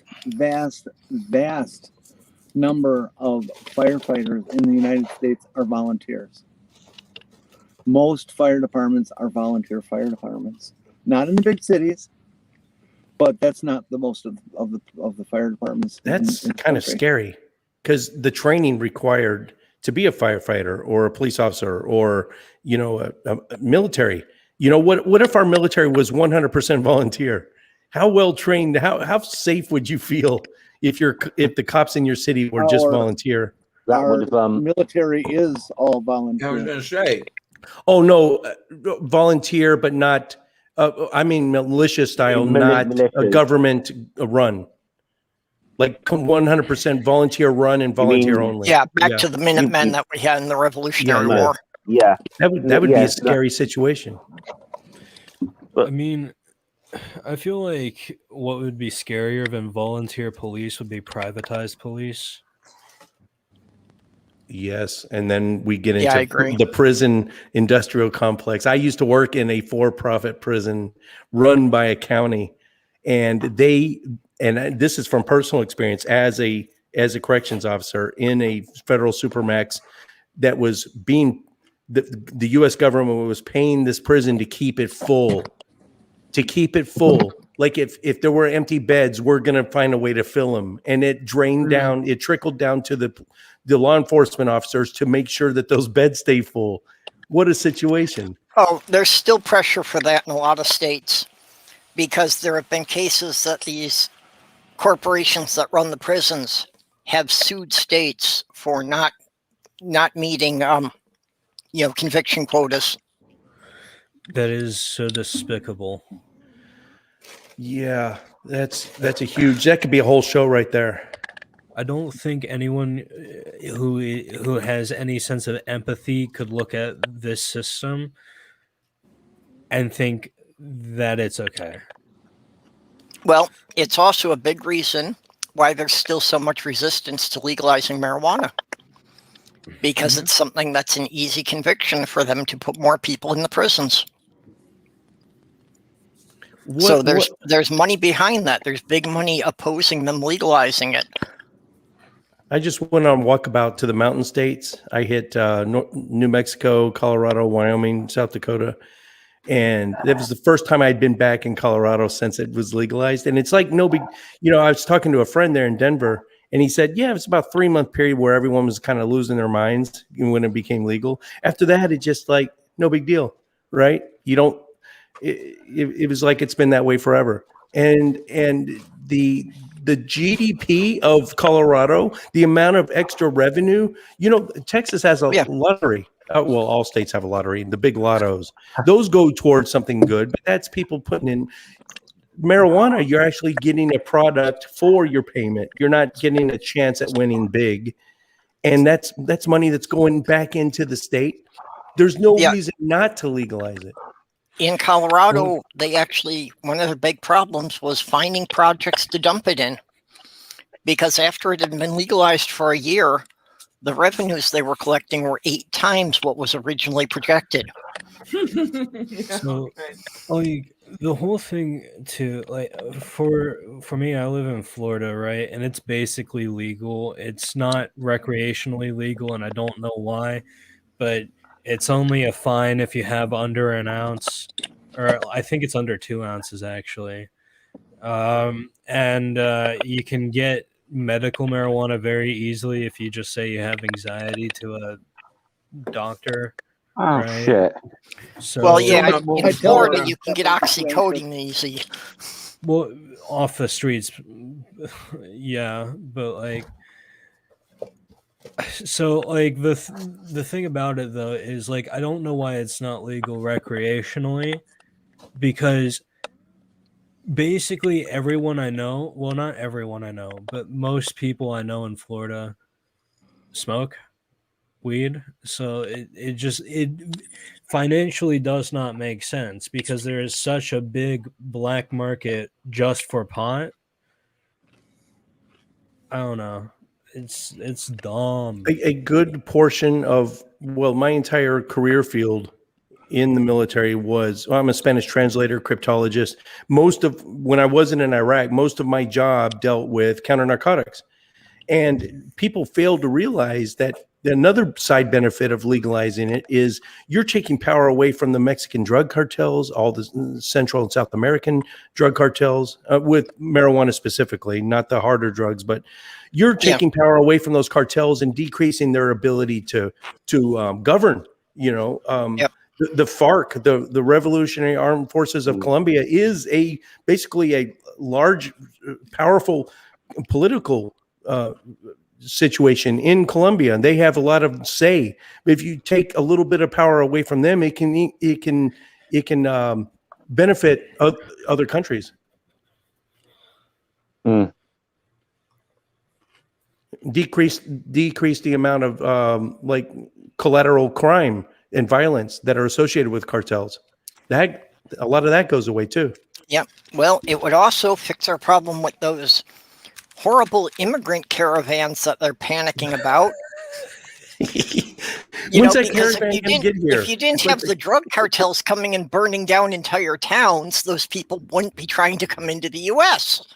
I'm dating myself. Maybe Lavender Lady can remember this, but most of you will not. But when we were kids, there was this killer bees coming up from Mexico. The killer bees, and they're integrate with our honeybees, and it's gonna be the end of civilization. And the killer bees are, they're 300 miles away, and then a few years later they're 100 miles away. And then when the killer bees finally got here, it really didn't change the apiculture, which is the beekeeping industry. Didn't change it much at all, and it was just this false narrative.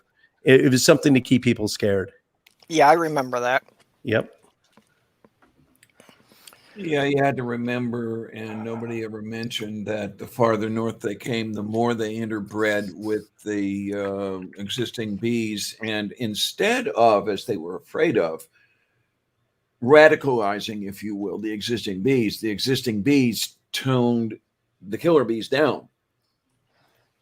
We actually benefited to some extent. Yeah. Yep. Same with the caravans. I mean, that wasn't that just a scare tactic? This caravan coming up from Honduras. Where is that caravan? Did it ever get here? It's racist propaganda. Yeah. I don't know.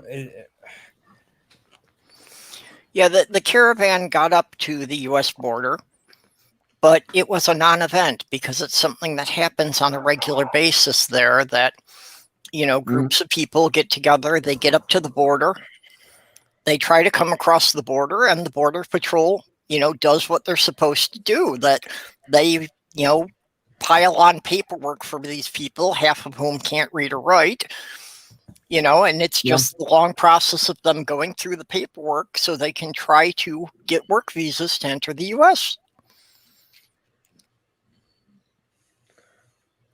I would really like to see the immigration reformed. But one of the things that it might cut down on, if you will, I actually had my Social Security number borrowed a few years ago. So an illegal got what must have been a random Social Security number, and it happened to be mine.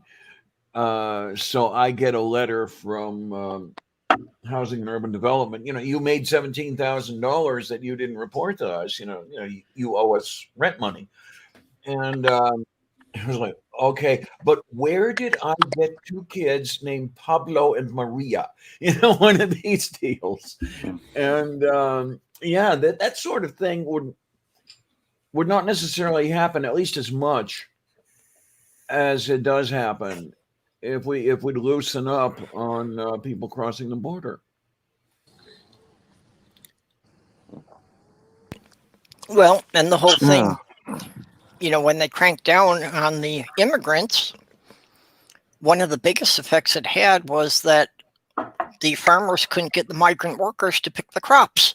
So in California, 20% of the crop rotted in the field because they couldn't get enough people to harvest it to get it to the stores on time. Yeah. All right, that's it. I'm sorry. This week is seriously beginning to suck now. Well, what now, Jeff? Well, yesterday we lost Joey Jordanson. Today we've lost Dusty Hill as ZZ Top. Oh no! This is not a good fucking week. I don't know here, kids. Yeah.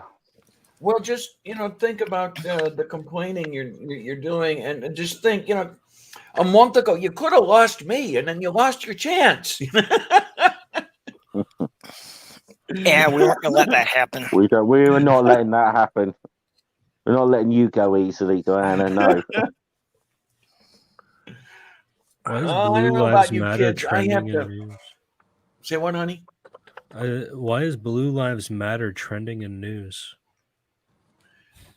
Sorry, that was a random tangent on my part. Maybe because of the testimony going on. Yeah, I was gonna say, is it blowback that's on what the I was testimony? thinking. That they had a couple of the guys from the Capitol Police testifying yesterday. And isn't it wonderfully hypocritical that the guys who spout police lives matter don't seem to really care about the police lives that almost ended. It's the same people that are crushing skulls with fire extinguishers and stabbing officers with American flags. Yeah. I think that the thing that really summed up the January 6th for me was there was a scene of somebody beating a police officer with a flagpole that had a flag for the Blue Lives Matter. That is just It's so horrible, sweet but irony. That It's sounds like horrible that because was one of the it's most so ironic. bothersome scenes from all of that. Was the people who were using the American flag to beat people with. Yeah, a scene right out of Logan's Very Run, upset. really, if you remember the scene in the ruins of the Senate chamber with Ustinov and Michael O'Rourke. I have to add something.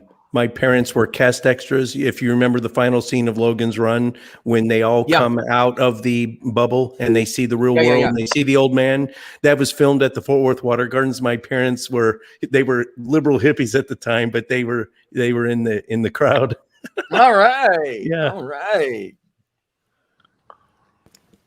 I got a couple friends who were extras in the second George Romero film, the second zombie film, because part of it was filmed at Monroeville Mall, which is not that far from where I live.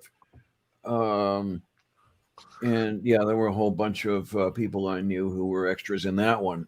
Oh, wow. If you ever saw Drop Zone with Wesley Snipes, that was filmed at Opelika Airport in Florida. And I was on a weekend pass from Guantanamo Bay, and I'm in the crowd there. But as much I go frame by frame, I still can't see myself. I know I was in that crowd somewhere. Ox, I understand the point you're making, but it's still somewhere in my heart and DNA. It's still more wrong to see an American citizen do that. What our government has done in our name that is awful and horrible is awful and horrible. But for an American citizen to be that awful and make that kind of statement of beating somebody with an American flag is just, there's something different about it that just gets me way upset. So I was looking through why it was trending, and the reason why Blue Lives Matter is trending is because a bunch of people are mainly saying, I guess, Blue Lives Matter only when cops are beating black people. Oh, okay. Or they're calling Fox News hypocrites mostly for their attacks on the testimonies. Yeah. Well, I won't disagree. Is the police force disproportionately racist compared to the rest of the general population? And if so, why is that? Is it like some people say? Is it a institutional or systemic issue? And if so, how is it codified? And if not, is it a training just a training issue? It is definitely a systemic issue because when the incidents of police brutality come up, the people who report them are dealt with far more harshly than the people who are actually doing the violence.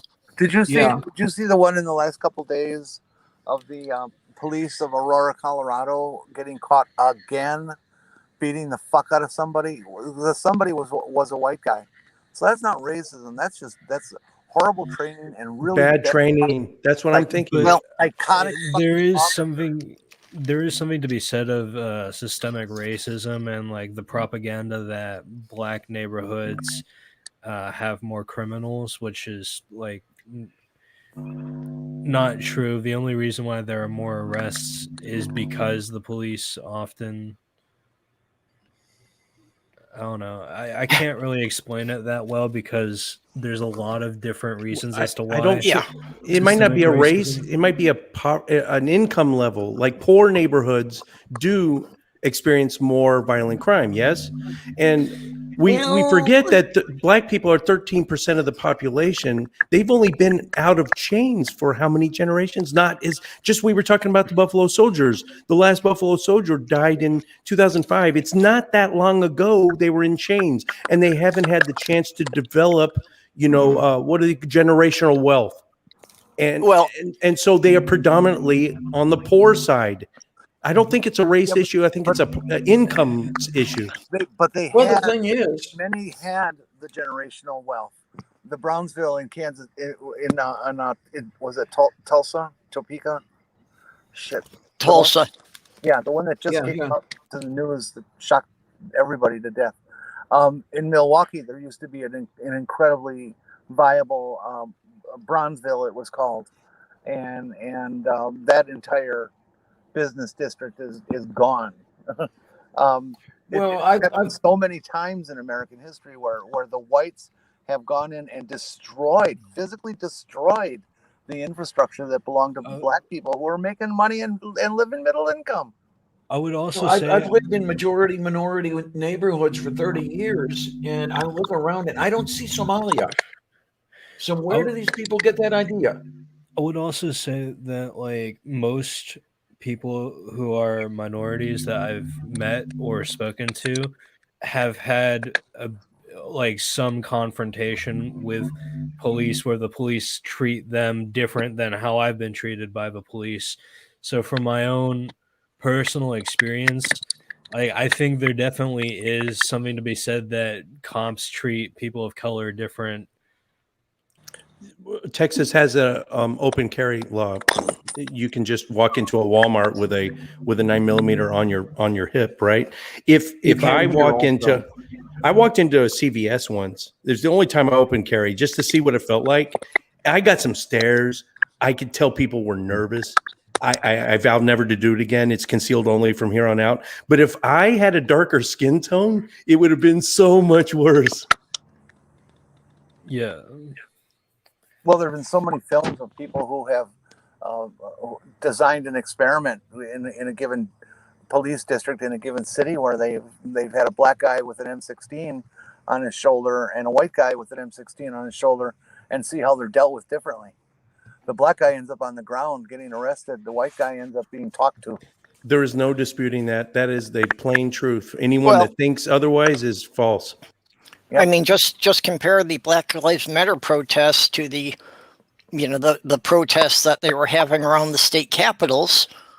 That these people were showing up fully armed with automatic weapons on the grounds of state capitals, and the police were just kind of standing there watching, doing nothing. Whereas you get a group of unarmed black people, and they're calling in riot police, and they're lobbing tear gas into the crowd. There is no doubt institutional racism in this country, but when we're talking about the police, there are also just sick motherfuckers who don't have any control of their anger issues, who hate everybody, who are militaristic, who want to hurt people, and those are the kind of cops that are the most dangerous to everyone. Yeah, and this is really where I'd rather address that. Unfortunately, by it being seen as a racial issue, nothing is getting done.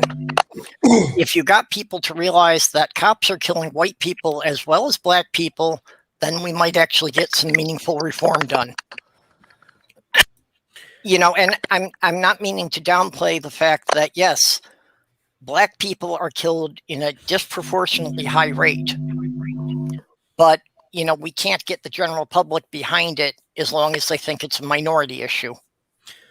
Well, and it definitely isn't. Like, recently I saw a video of some guy had the police called on him because he was a pest control guy and he was walking into an apartment with what is it called, a spray gun? No, it's not a spray gun. What is it? Yeah, I know what you mean. The backpack Pepper spray spray? with the wand. Oleoresin poison- capsaicum. the poison thing. And the fucking cop was like telling him to cross his legs, be on his knees, crawl with his legs crossed, and his pants fell down, and he goes to pull up his pants because they just fell down, and the cop opens fire, and that's like the most. It's clearly a power play for the cop, or I don't know if it was a cop or an FBI agent or whatever. I think it was a cop, but like there's no accountability. With the police, it seems like there's no accountability because they rarely ever face jail time or Right. prison for what they've done, right? They usually just get away with it, and you know. Well, and that's part of the systemic thing that, you know, they can't even be dismissed from the force most of the time. By the way, the guy go in ahead. Colorado, he was contacted for suspicion of trespassing.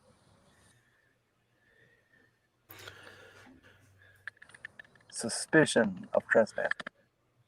That sounds like a worthy charge to get yourself beaten to nearly to death by a couple of cops, isn't it? Doesn't that sound fair?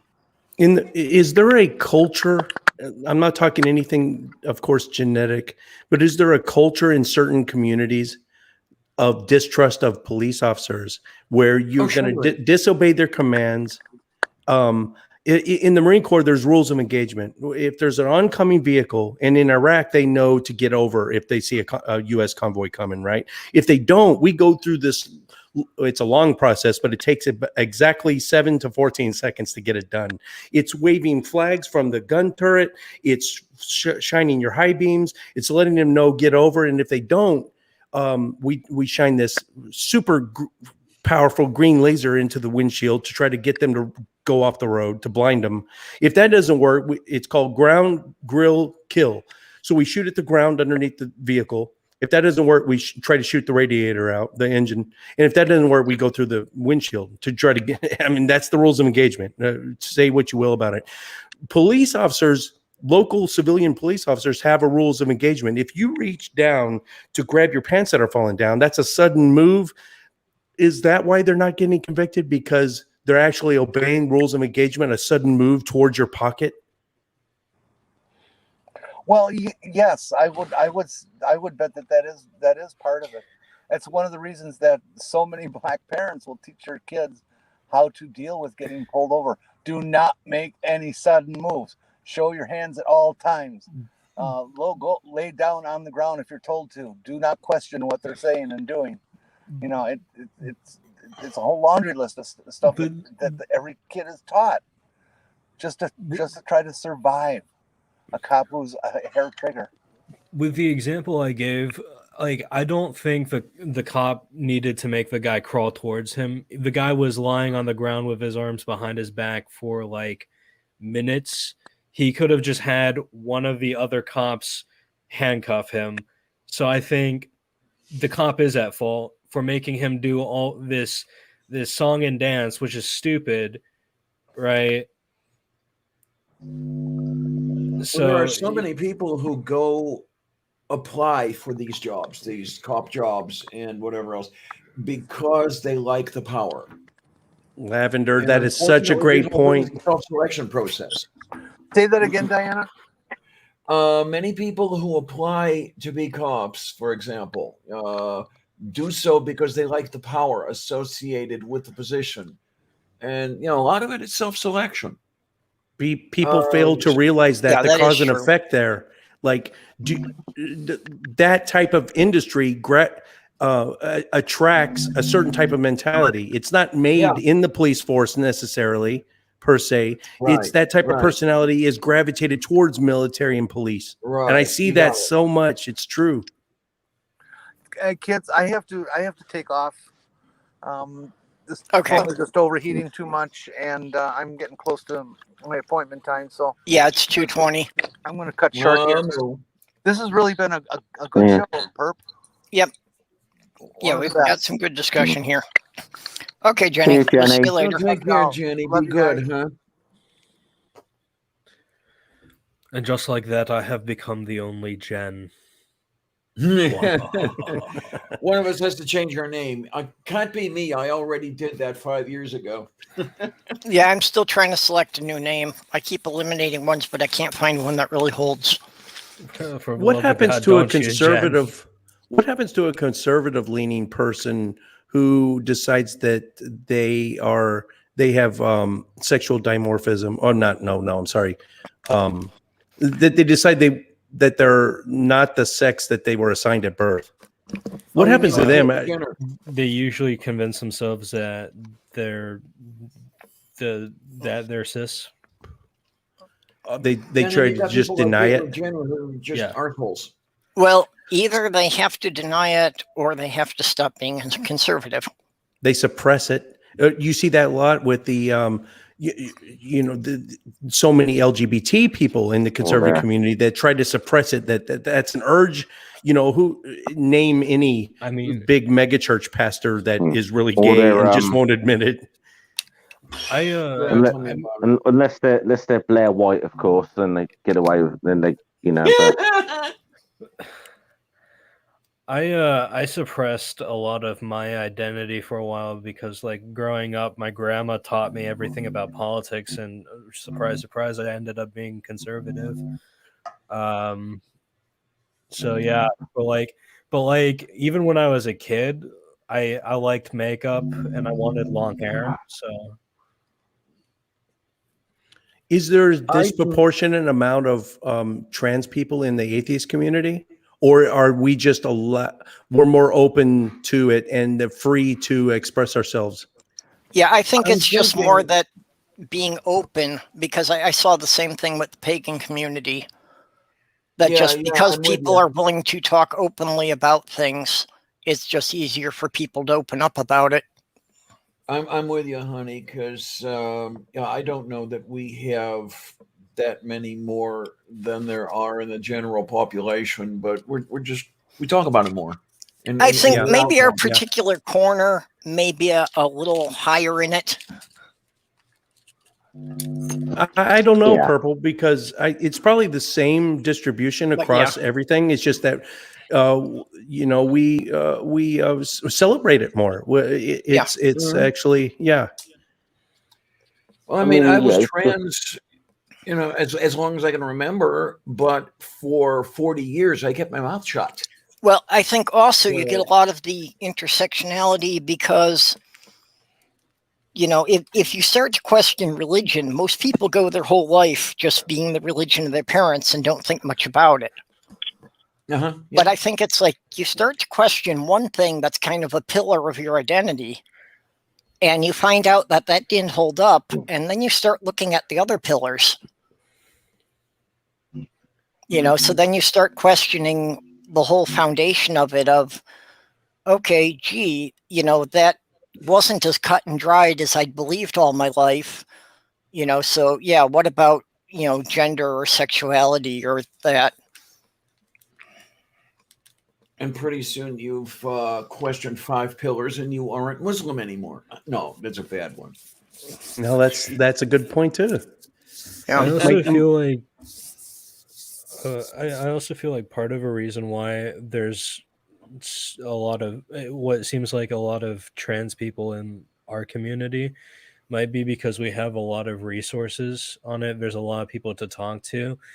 I didn't realize I was trans until I found out that like just because I don't mind having a dick doesn't mean I'm not trans.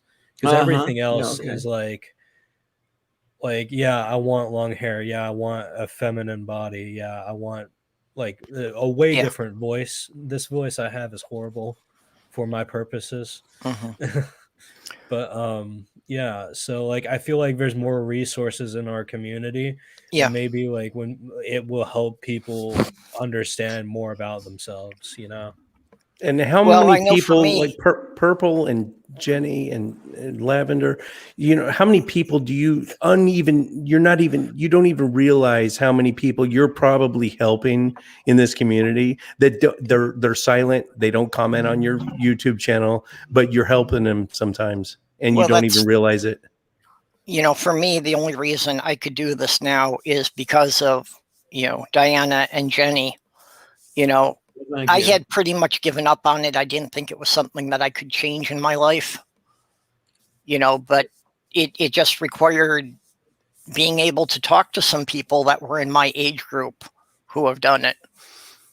It's amazing. I don't get how this works. But Purple, you're the second person I remember who's told me that I was instrumental in their coming out. You know, they're deciding to do something about being trans. The other one was Brooke McCormick.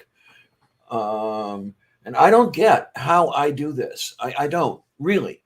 If somebody can help me out, how is it that I'm helping everybody? I don't understand. Just being open. You have no idea. Yeah, being open and talking so about far. it. Say again, honey? Just being open and talking about it. Mm-hmm. It extends far beyond what you guys even realize, probably. Definitely. Yeah, well, like Jim was saying before, I'm sure, you know, there's a couple of people that have told you about it. I'm sure there are dozens of people who have been watching and listening to your live streams, you know, that never comment on anything, but are having the same effect. I was amazed at the Arc Counter protest in 2019. You'll remember this, Purple, when Aaron was asking me all sorts of things about transness and everything else, and it's like, well, wait a minute, you're coming to me? What do I know? You know, but I was still what's the word? I'm honored that he would, but I just don't get it. That's the thing you got to realize as well, guys. You're not just helping other trans people. You're helping people like myself that live try and understand what being trans is a lot better. Exactly. I go back a few years ago. I was completely ignorant on the subject. I'll hold my hand up. You know, I was really fucking ignorant on this subject. Who was the YouTube channel Hugo and Jake? And sorry to dead name, but it took me forever to try to switch over to Hannah because I was such a Hugo and Jake fan, right? And then I realized, man, I need to make a change. Here I cis, you know, light-skinned male, but it's incumbent upon me to try to make some changes too. So I've got a certain amount of influence in the atheist community. If I keep calling them Hugo and Jake, I'm hurting that cause, and I need to switch over. And it's Hannah. It's fucking Hannah.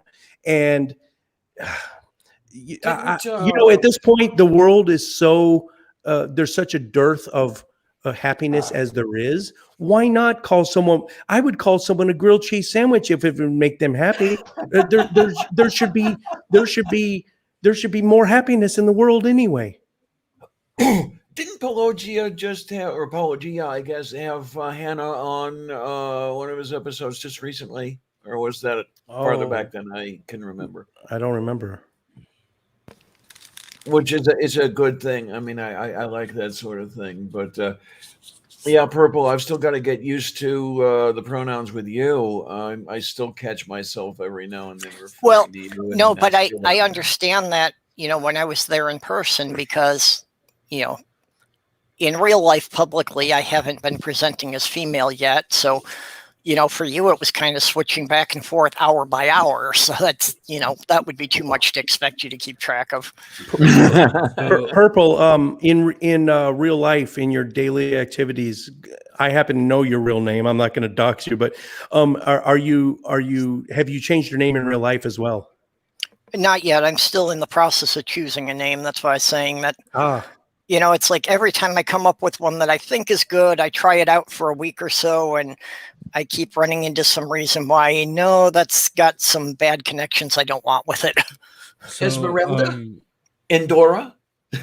Go with Karen. Purple. It's really popular right now. Last time we talked, Purple, your pronouns were they, and then I heard recently that you've switched over to she. Is that correct? Yeah. All right. Just wanted to make sure. But yeah, I'm not one that's going to get hung up about it. I'm going to be non-binary regardless. So yeah.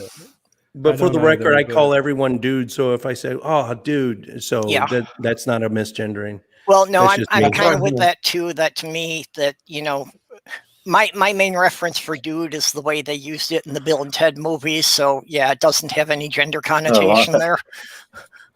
Well, I am ordained in the Church of the Latter-day Dude, so that's the only religion I'm ordained in. How many atheists are dudist priests? Because I know Aaron and Matt both are. Isn't that crazy? Yeah. I think you can actually marry people as a dudist priest. Yeah. I never got around to making it official. I thought of it. There are churches that basically are just websites you can go to become an ordained priest. That basically doesn't require much more than filling out an application on the website. I might do that just to be a troll. Yeah. That's all you have to do. Well, just so that you can marry your friends. It's just like that's all you have to do with dude is to just sign up and you're ordained. It's like, I also want the ability to make holy water. Is that something that comes with the priest package, or do I have to pay extra? No, I would think that that if you're an ordained priest, I think that's all you need for it, because basically it's just blessing the water. Hell yeah! Oh wait, if I'm going to be an ordained priest, I probably have to stop saying that. Okay, Murum, that's a new one. Who? What? Where? When? What? Ox was suggesting Murum is Latin for wonderful for a name. Mirum? Oh, okay. Mirum. Murum. Mirum or Murum, I'm not sure which pronunciation. That is actually pretty cool. Latin, and I'm seeing Mirum. But okay. Yeah, Mirum. That seems pretty cool. Shit about the way I speak anyway. Yeah, an X, any gender can be sexy, so that would be fine. Robert X. Are you too sexy for your shirt? I don't know. I don't know. I'm starting to think that Robert is crushing on me. And you wish. Well, and is also desperately trying to hold to the delusion that I am younger than half of my kids. Oh my, oh my, oh my. It's a pain in the arse being old, isn't it? I really don't notice it much until people point it out. Well, I'm starting to throw parts. So believe you me, I notice. Yeah, but see, I started having that problem early in life. By the time I was 25, I had bifocals arthritis and had already been accused of being senile. Moo.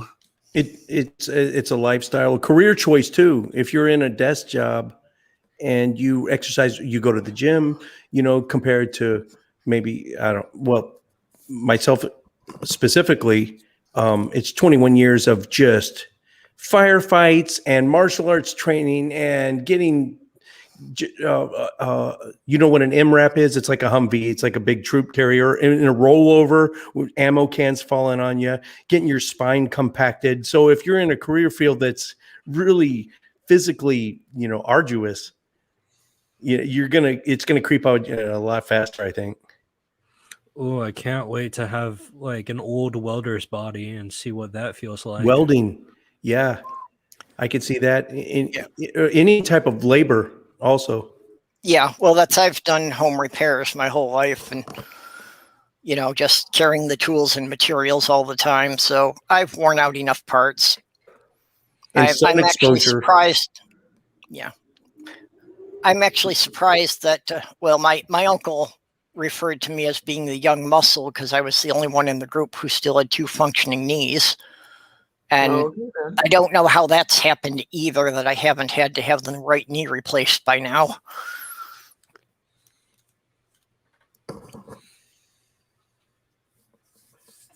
I feel slightly old. I had to get my prescription changed on my glasses, and like noticing how little you can see is.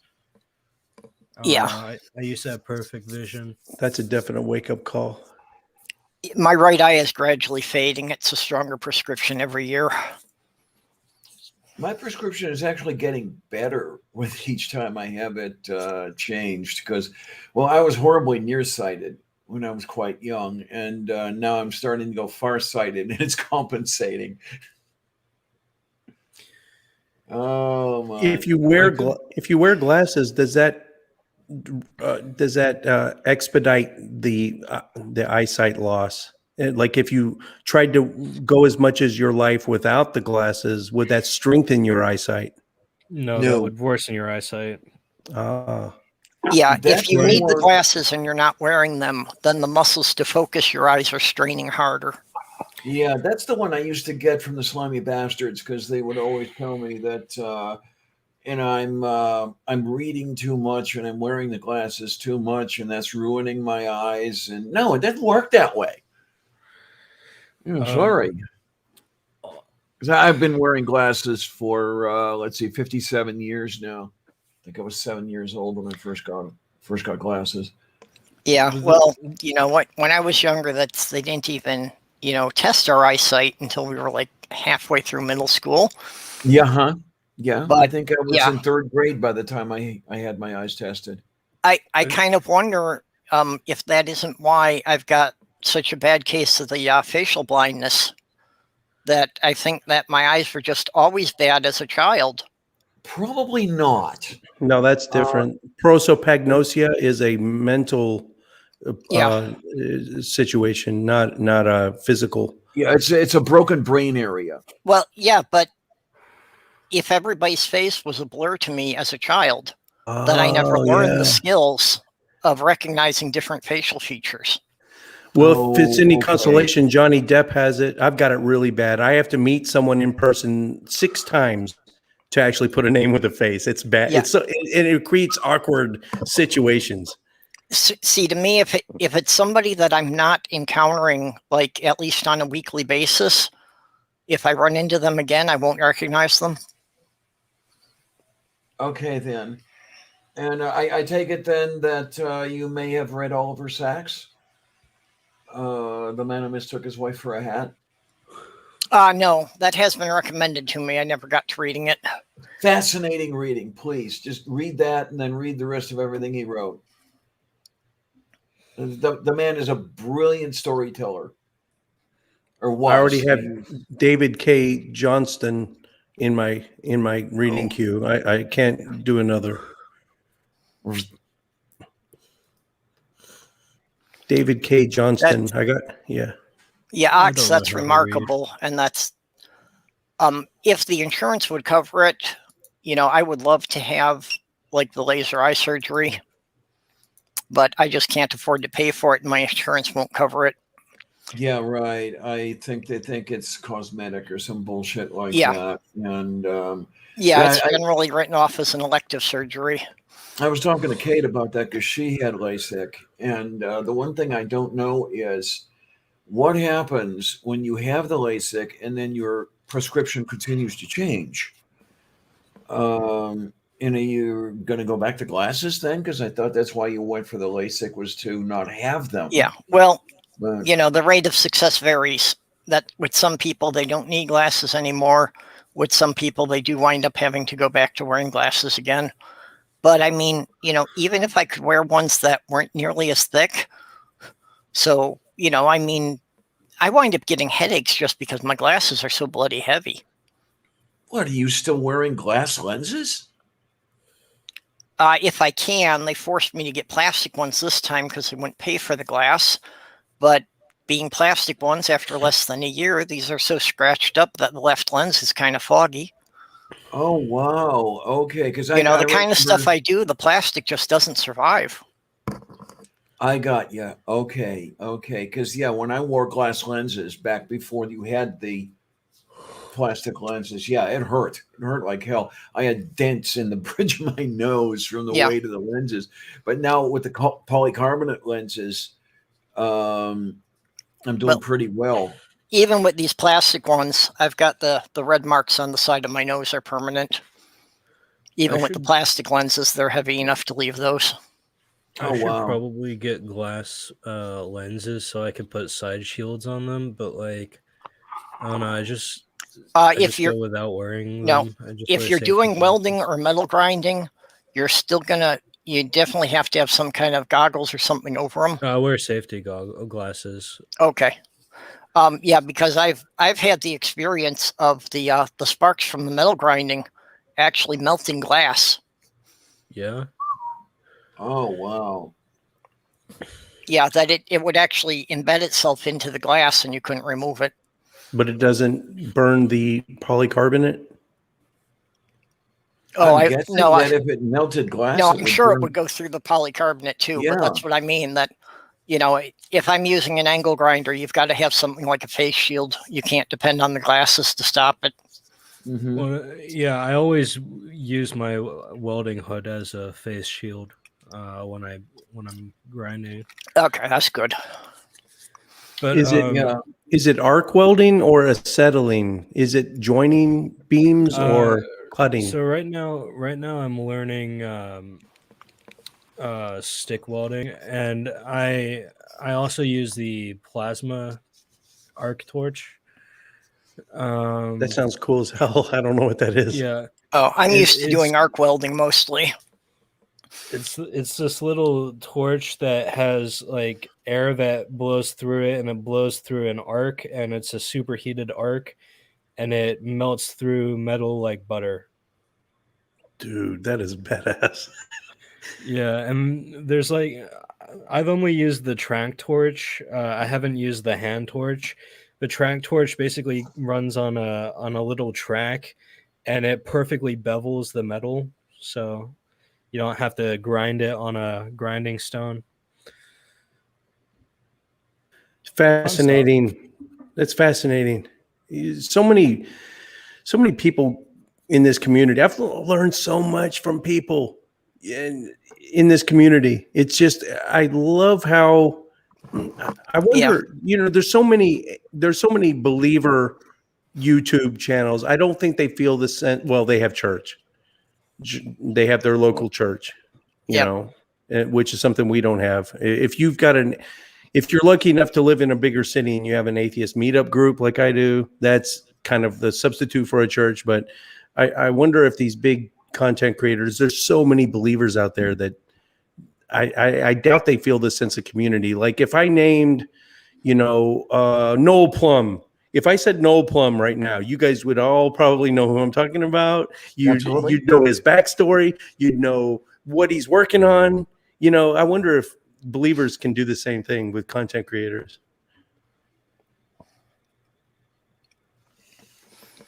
Arc welding. I mean, it's probably creators from their own. I think it's probably different circles of, like, you know, believer content creators, though, isn't there? Really, I mean, there's probably certain. Let's be honest. There's probably certain, should we say, Christian YouTubers that we know more about what's going on with them than you know, what a lot of the believers do, because a lot of the content creators we follow are, you know, doing reaction videos to them or something, you know. Yeah. Well, I think a lot of maybe what we have is not really a community so much as if you think of each person having their own individual circle, and we just have this, you know, infinite number of Venn diagrams being composed of all these circles. Which is unfortunate. especially there are certain, I'm not going to name any names, but there's certain YouTube creators that they think they're still in high school and they try to keep this inner circle of elite content creators, and they do. I don't want to cause any drama, but there's a high school clique in there too. Well, yeah, I know what you mean, that there are certain people that, well, you know, because this person doesn't want to talk to you, I can't be friends with you anymore. Oh, yeah. I didn't even think of that, but that's true too. Yep. And certain ones actually run conferences, and then you're not invited to the conference if you're not walking in lockstep with what they think a atheist content creator. Or who is it that donated so much time and effort and money and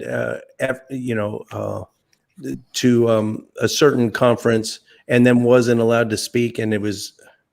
I'm just going to say Jim Majors should be speaking at Faithless Forum 3 in November, and he's not. And he's got a bad taste in his mouth from it. That's my only drama. I'm going to back out of drama now. Well, one of the things... I do not get that at all. I do not get why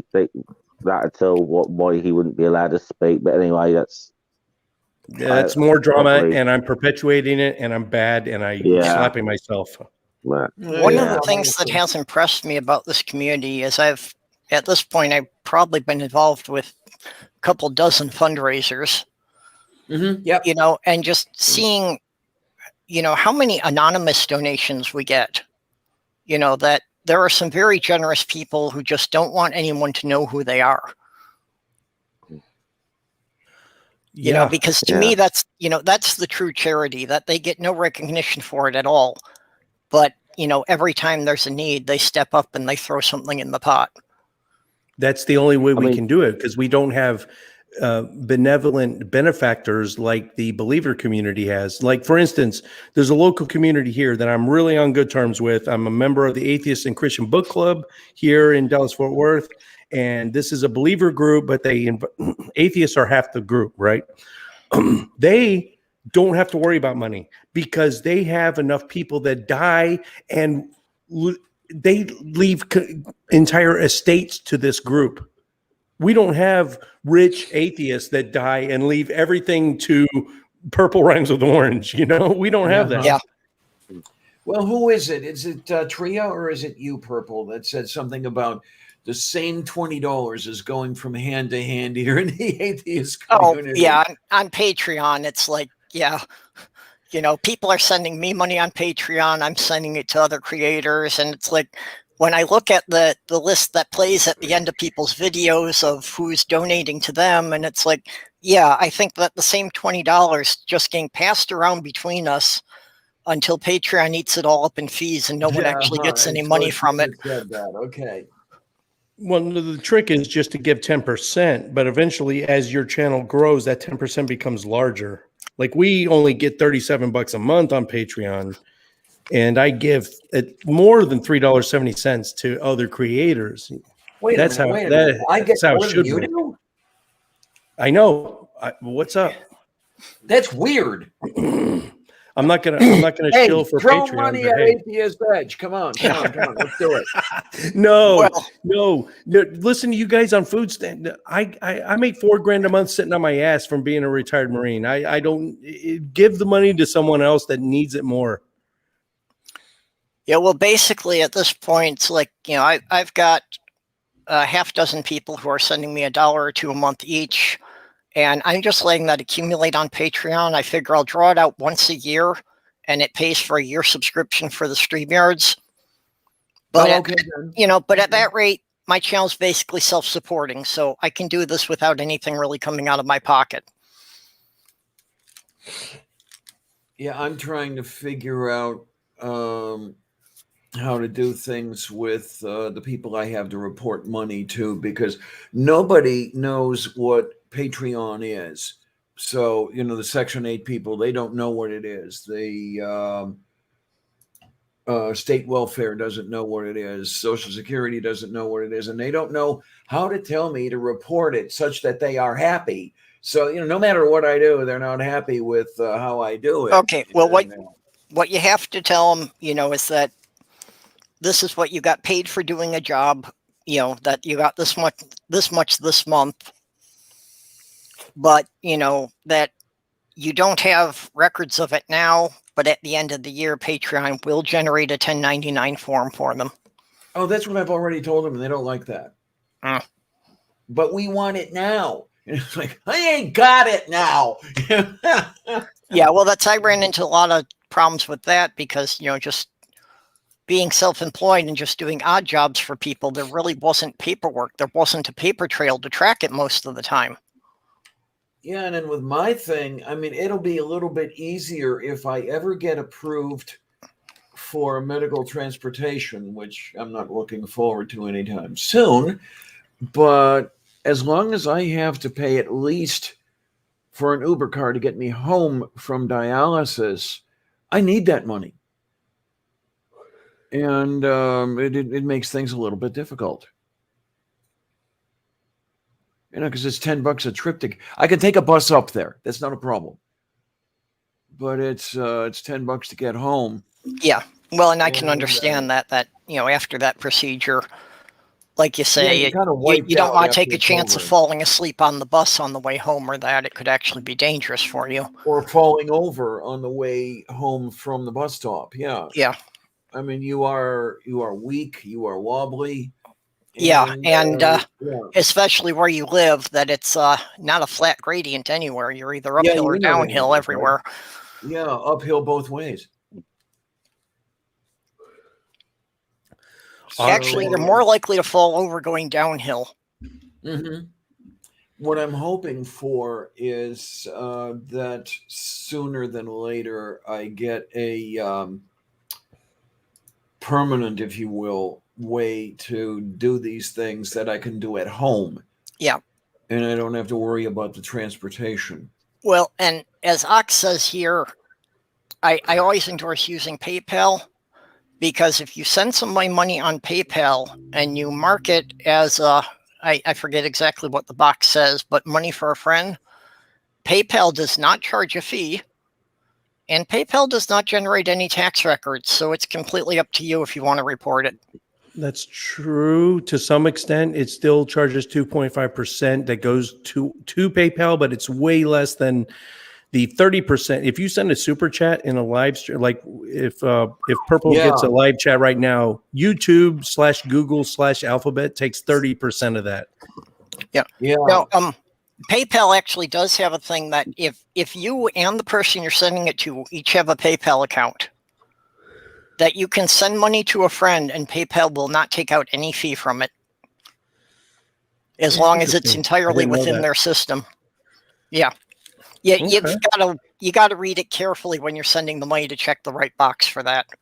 If you're out in the open like me and you don't live behind, I'm not denigrating any of you, but if you don't live behind an avatar and you go to my actual personal Facebook page or any contract creator and you can pay them via Facebook, I know it sounds weird, but there's zero fees. It's a straight bank transfer.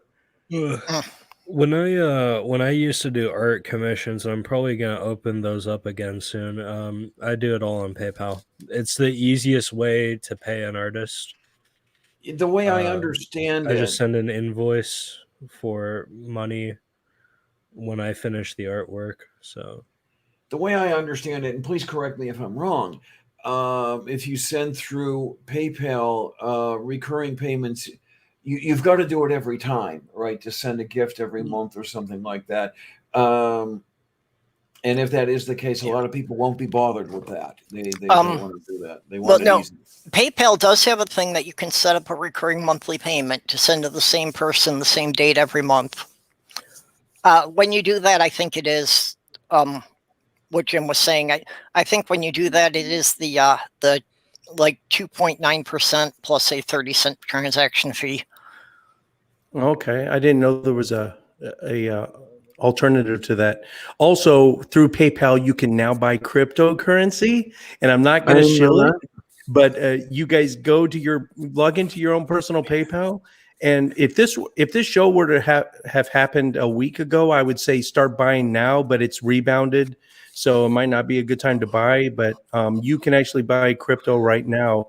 If you had bought it a week ago, you would have already doubled your money.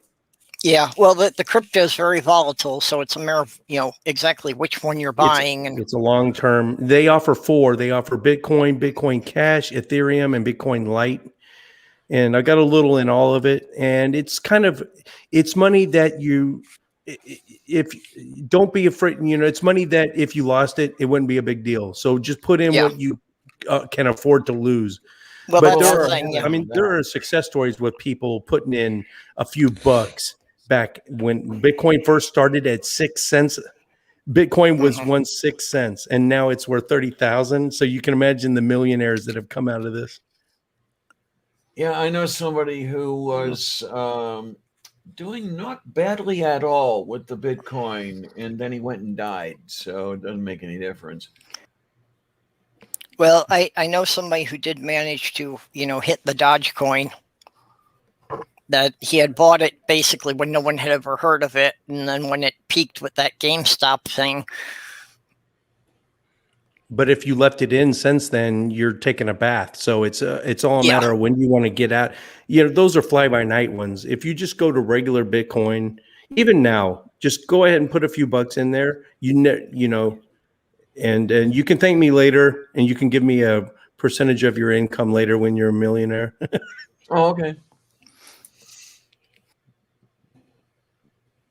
Oh, my ox says, yeah, I'm lucky the wife lets me play in the stock market. I used to speculate in utility stocks years and years ago, but no, I don't have the money for that anymore.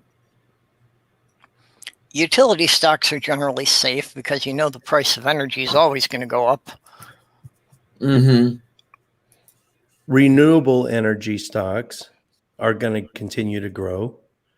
Well, with renewable, it's a question of the company will either grow or go bankrupt. There's kind of no in between. True.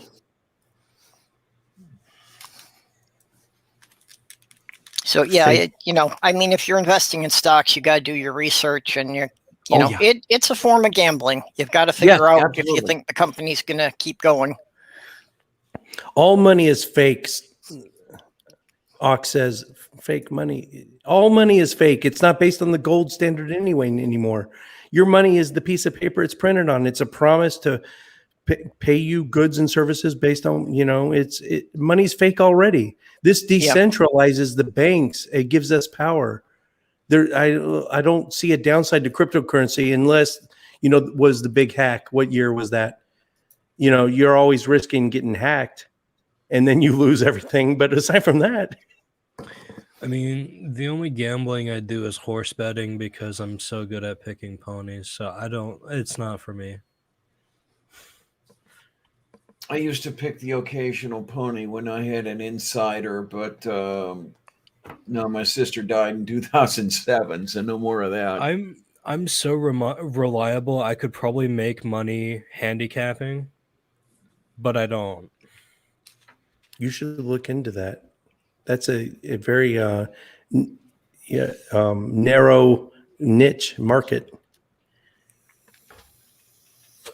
My brother does card counting. He plays. We were in Black Hawk, Colorado just a few weeks ago, and he made $215 in 10 minutes. And he walked away. I was like, how did you do that? And I'm over here losing $60 at slots. And he's like, yeah, it's just a matter of +1, -1. If you've ever seen the MIT, there's a movie based on it. Yeah, it's not that damn difficult to count cards in blackjack. I've always done well with poker, but I've never tried for really high stakes. Well, aren't there some of the casinos that will ban you when they discover that you're counting? Not if you're winning big whale money, in the 5 digits or higher. But if you're just cleaning up $200 in 10 minutes, no one's going to pay attention to you. Okay. That's the next skill I want to learn, and I don't want to just learn counting cards for one deck, but multiple decks, because I know the casino in my hometown uses 6 decks. Yeah, 6-deck shoe is common for most casinos. So I want to learn at least how to count cards up to 6 decks. And for those of you that are listening, you want to learn poker. It's one of those, it's like chess. It takes 5 minutes to learn and a lifetime to master, but get Doyle Brunson's book on super systems. And boy, I don't want to say you can't lose, but if you know seat selection is everything. If you roll up to the one that assigns you the seat, and you tell them, I want to sit at that table, at that seat, they'll usually do it. Usually they assign you randomly, but you find the drunkest guy in the room and you sit to his left. It's usually going to be a drunk businessman that doesn't care if he throws away what bankroll he's got playing with. If you sit to his left, he does all the betting for you. And so you can play coy. You don't have to raise. If you're sitting on the nuts, you can let him bet for you. And I say this, I know hesitantly, I've never lost at a casino playing in a no limit Texas Hold'em. If you just play by that, sit in the correct seat, and he will make your money for you. Well, I had always done well with poker, and I didn't understand why for a long time until I got my full diagnosis. But apparently it's a place where the autism has really been an advantage for me, because my body language isn't normal, so people keep misreading me. Okay, Never then. thought of that.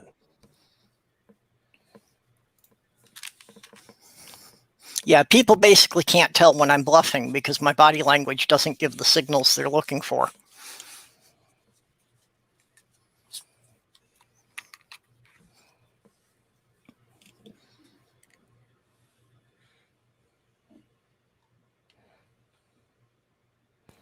Well, that killed the conversation. I zoned out. I'm sorry. That's okay. It was just went quiet there all of a sudden. The other thing is to be aware of when it's predominant now. It's just, it didn't used to be this way, but groups like clans, like groups of people that they have their each individual facial expressions memorized. They will come into a poker room and they will sit 2 to each table. They'll fill the room with 2 to each table, and they'll talk to each other with their facial expressions. You have to watch out for that because you're basically getting teamed up on. Yeah. But there's a lot of ins and outs. Really, it's just sit to the left of the drunk guy, and you have you have more than doubled your chances of winning. Because that makes sense. He's going to play loosey-goosey with his money. And all you have to do is call. And it makes you look, as long as you don't raise, you don't draw any suspicion.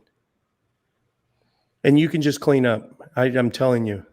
It's not as for sure as Bitcoin. You put I feel like a salesman for Bitcoin, but if you guys put $25 into it right now, and don't watch it every month like I do. Like every couple of weeks, I go and I check, and I'm like, oh, like last week when it took a bath, I lost $1,600, and don't do that. I have thought about it. My biggest concern with the Bitcoin is that, like you say, it's not physical. It's all a matter of what account it's tied to. So if something happens that, you lose the password for the account or something, you've lost all your money. That's true, but what's the odds that you're going to lose your PayPal account? Because it's all connected. PayPal holds your cryptocurrency. It's, normal crypto coin, you're holding it physically on your hard drive. And if you drop your phone in the swimming pool, you're screwed. However much money, it's not like that with PayPal. Well, and I've heard of that too for a couple of people, that they had the Bitcoin and their hard drive crashed and they lost it all.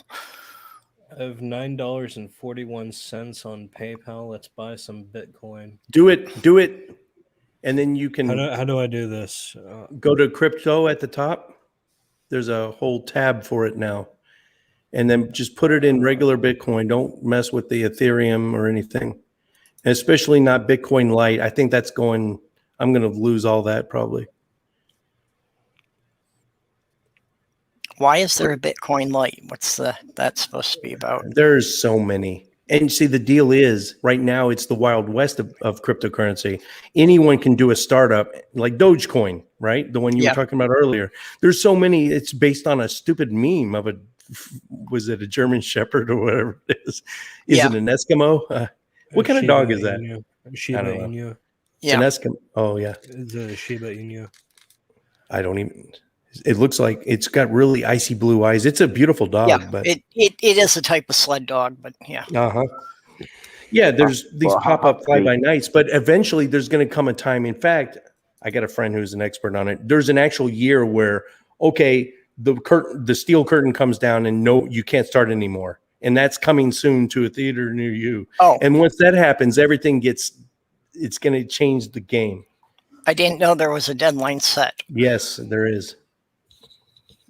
And then there will be no more. And then crypto coin will be what it's worth, and there will be no more added. Right now, there's constantly being added. So it's very volatile. Once that steel curtain comes down, it's going to be make or break, whatever you got in there. And I wish I had David Fitzgerald.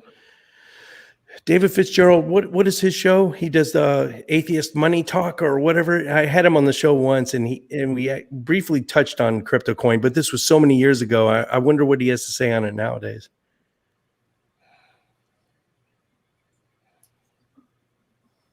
We've lost all our viewers now, I think. This is such dry conversation. No. No, people in the side chat were commenting on it. Oh, okay. I see. I can't see how many people are watching at any given time. I never get more than 20 people on my show, and I got 11,000 fans. What the hell? Come on. StreamYard says 11 watching right now. Okay, that's good. Although that probably counts, us in the panel with that. So. Oh, okay. I think it does, yeah. Are you monetized yet, Purple? Do you have 1,000 subs yet? Oh, no. I don't even have 500 subs yet. Okay, people, if you're listening, and share with at least 3 other people and get Purple up to monetization level. Yeah, I've got 472 subs. The first 1,000 is the hardest. Okay. After that, it's a downhill slide. Well, and as far as getting monetized, I don't care because YouTube's probably going to demonetize all my videos anyway. But as long as you don't drop an F-bomb in the first 5 minutes, you're going to be fine. Like we talked about Buffalo soldiers for the first 20 minutes. Okay. And that's not entirely true. My stream for this coming Friday has already been removed from YouTube. Because of the woman's orgasm in the thumbnail. Yeah, but it only shows the woman from the shoulders up. How is that nudity? Purple. Come on. They see that and it goes directly to a manual verifier, and they're going to see that and they're going to think, oh, they're going to talk about sex, demonetized. Yeah, you got to be careful. With the thumbnail is the thumbnail, the title, and what the actual video that you upload, what it's saved as. If you put sex, drugs, firearms as the name of the file that you're uploading to YouTube, that's going to get looked at too. Well, I've also heard enough people say that just putting atheism or LGBT in the tags will get demonetized. No, that's even not true. in your metadata. I kind of like being the Mad Magazine of YouTube, where I'm not worried about advertisers, so I'm not worried about being demonetized. And I can't apply for monetization anyway. I only have about 580 subscribers. Only. You know how close that is? That's a week away from being 1,000. It can snowball. You saw Jimmy Snow and Cyrus the Skeptic and I all had 3,000 subs at the same time. And now where is Jimmy Snow? He's like, what, 500,000? It can snowball. 380,000 just about, I think the last I checked. He's lost a lot of subs because of drama shit recently, but Yep. Drama. Pesky drama. Stay away from drama, guys. Well, A you friend know, of mine made if I out was pretty trying to well get in drama. monetized, a big thing for most people is like they get to 1,000 subs, but then you need the 4,000 hours watch time. in a 12-month period, which is Right. that's the easy bar to meet. It's Well, that A lot of automatically people said happens. that's a real problem, and it's like for me, I'm not even at 500 subs, but I'm already at like 3,500 watch hours. Exactly. So all You know, you have so to I work mean, on is like, the yeah, subs. I'd I only mean, I've need been a going handful of subs, and I'd be over the 4,000. See, I've been going. Okay. Like, I've been on YouTube about Oh, 4 okay, years or Jeff. so, and I'm still less than 400 subs. I mean, I don't think I'm ever going to get anywhere near 1,000 subs. So.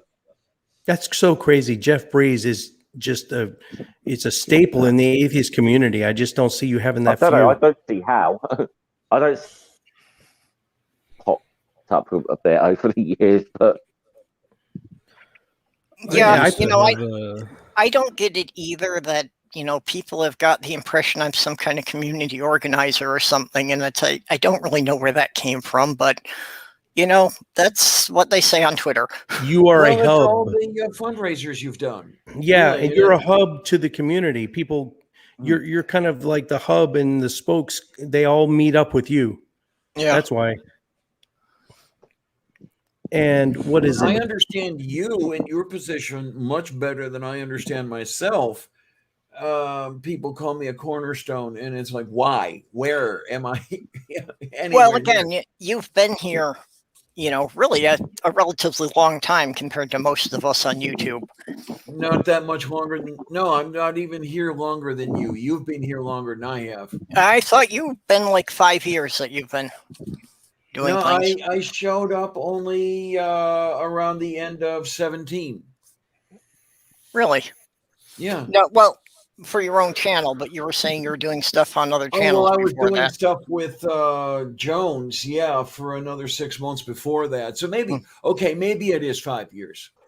Yeah. This Hans P.S. Hansen, he's all, you know, there's certain fans that you see, like they catch every live show. Like when he's done, he's going to switch over to someone else's live. Who is it? Laura Gerald. Has anyone seen Laura Gerald? Oh, Wildwood Claire. Remember I haven't her? seen her in a while. Oh God, I miss Claire. Gosh, Oh, man, damn, she was awesome. Where the hell is she? She just kind of dropped out of sight because she got tired of stuff. She got tired of doing it and got tired of some of the politics and everything else that were going on. That was, oh Christ, that was a couple of years ago that she It was the dropped dim out. bulb of the week. I used to just watch that religiously. And now, who is it? The That's an trash interesting dumpster of the week. oxymoron Someone's right kind of there. someone's taken the ball and ran with it. They're doing the trash human, garbage human of the week. So it's kind of like everyone's copying Claire, but I don't know where she went. She lived in North Carolina. I remember that. Yeah, My you know, my coffee with lavender is an homage to her, actually. Awesome. Yep. And the trick is not supernova. Don't become a supernova, you know, like the Daily Atheist and Chris Mallard doing so great and spending so much money on equipment and then not getting the results he saw, and then poof, he's done. Yeah. Yeah, well, I saw that when I was just starting up. He had a good show going there for a while as well. It's a pity. Well, that's when I was just starting off. I saw that happen just in the first year of several channels, you know, before I actually created this channel, of just, you know, people would come in and they'd flare up real good, you know, for like 6 months, 8 months, and then they'd disappear. Yeah. I can think of Also, many people who did that. You know, people who, you know, got their 1,000 subscribers in the first month or two, and within a year, they were gone and nobody knew what happened. Speaking of people disappearing, I think I'm going to head off. Yeah. Well, Oh my. I got quarter after 3 here. I should probably wind it up at this point, that we should go around. So, Genesis, before you go, you got anything you want to shill out? Oh, yes, I do. Oh, Hi, yay. I'm Genesis Undead. You can find me at the Genesis Undead YouTube channel, where I do basically nothing at all. There's no such thing as an upload schedule. You'll hardly ever get content from me. Don't expect anything. But you can catch me at Nat One Heroes, where it's weekly. Well, it's not weekly content, but it's bi-weekly content, baby. Every 2 weeks on Sunday, we have the Actuary of Blasphemy, where I play a fake Australian gnome who's evil. I love it. It's so much fun. So yeah, check out Nat One Heroes. It's fun if you like Dungeons and Dragons, or if you've never seen a tabletop role-playing game ever played out and you want to see what it's all about, come check us out. It's gonna be so much fun. Yeah, I don't do role playing, but it is entertaining to listen to you guys go. That has my attention. I'm going to check it out. Please do. We need all of the followers on Twitch so that we can finally get monetized. Yeah, I'm not on Twitch, so I can't help you with that. It's I okay. think, All right, I don't and do I'm gonna. Twitch, I'm afraid. Yeah. I'm gonna head off now. Okay, so, we'll bye, catch you guys. later. Yeah. Bye-bye. I haven't really got anything coming up on this myself, so No. Okay, Diana. Oh, let's see. I'll probably have a day in a life coming up sometime this week. And then Sundays at noon Eastern and Tuesdays at 7 p.m. Eastern. There's Coffee with Lavender and then the open chat, respectively, where Kate, myself, and more recently, Pale Blue Mama, Mama Atheist has been joining us lately. And every now and then, Mom NATO down from the deep, dark reaches of Tampa, Florida. And we just have our The View for YouTube. And we're still trying to figure out which one of us is Whoopi Goldberg. We're all white, by the way. But, my internet had to go as I was talking. I don't know what point I got to when I cut out. But yeah, it's we've got the good stuff coming up, and I just recently uploaded a Transgender Chef episode, and I've got another one shot and waiting for editing, but I don't know when I'll get that done. We'll see. I think I still have. I got to say, I have two ambitions that I'm trying to achieve this year, and I haven't achieved either one of them yet. And one of them is to get blocked on Twitter by Pastor Greg Locke, and the other is to get the other is to be on Kent Hovine's Whack an Atheist. Neither of which I've managed to achieve yet. So I've got to figure out to figure out a way of antagonising both of them, I suppose, before the end of the year. I've got to get back to making some edited videos. There was only one of the original objectives for my channel I haven't succeeded at. And that's I've got to annoy Ken Ham more, because Paula Gia said that anyone Ken Ham calls out on the air can get a guest spot on his show. Oh, wow. Okay. Yeah. So I've got some work to do. Yeah, so I just need to irritate Ken Ham enough so he'll notice me. Actually, I think my most watched video was a Ken Ham one. I noticed that Frank Turek spewed some garbage on the plotter this morning. Yeah. So I may have to answer that. We'll see what happens. Okay, Jim, what projects have you got coming? I am right in the middle of I recently took a critical thinking course online through Columbia University, sponsored by Richard Carrier. And so I'm right in the middle of that. When that's done, I've got a super fan that is helping me research parallels between the book of Jonah in the Old Testament and older Jason and the Argonauts myth, is specifically the Argonautica, which is about 200 to 400 years older than whoever wrote the book of Jonah is a fucking plagiarist, and I'm going to prove it. And so there's that. And then, well, isn't that the case most of the Bible stories? Right. But I'm going to specifically focus in on Jonah and that, that big fish story and how that was just a copy from older Greek myths. Courtney and I will be at Faithless Forum November, I think it's 18 to 20 in Austin. So if you see us, then we got all kinds of swag and stickers and keychains, and maybe we're going to do like little guest spots, little 10-minute. We got little little skits prepared and written out. That's it. I see that Hans wants me to make lutefisk. Okay, I'm going to have to look at that. I'm going to have to work that out. Yeah, Hans, I've never actually made it, but as my mother's whole side is Finnish, it's on the table for every holiday gathering. I don't know if anyone has actually tasted it, but it's always there. You go into a diabetic coma. Isn't that a lot of salt? Yeah, it's basically fish cured in salt and lye. And then they blend this. You have to repeatedly wash it to get all the lye out, and it winds up with this kind of foamy white sauce. Okay, and then with all the salt, I could probably have no more than a gram with my dead kidneys. Yeah. Honestly, I can't get past the smell, so I can't even tell you what it tastes like. Oh my! Purple, what are you working on? Not too much. I'm pretty much just doing my regular chats because I've got too much going on in my real life stuff. So, just here Wednesdays at noon and Thursdays at midnight Central Time. It was such an honor to have you as part of my big 89 episode series, and you did so well. It was great, and it's great meeting Jeff Breeze finally, and great seeing Lavender again after all this time. Well, it was great to be part of your project there. I wish I could have had things together to have better sound quality for it. No, you kicked so much ass. It was so good.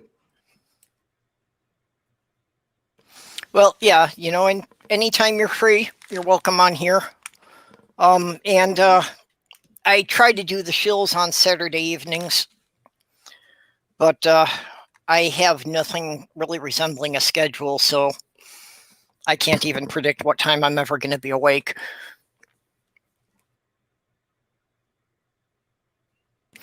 Okay, well. Moo. Oh, another note on the lutefisk. Doesn't really taste much if made correctly. If it smells or tastes weird, don't eat it. Is that a sexual reference?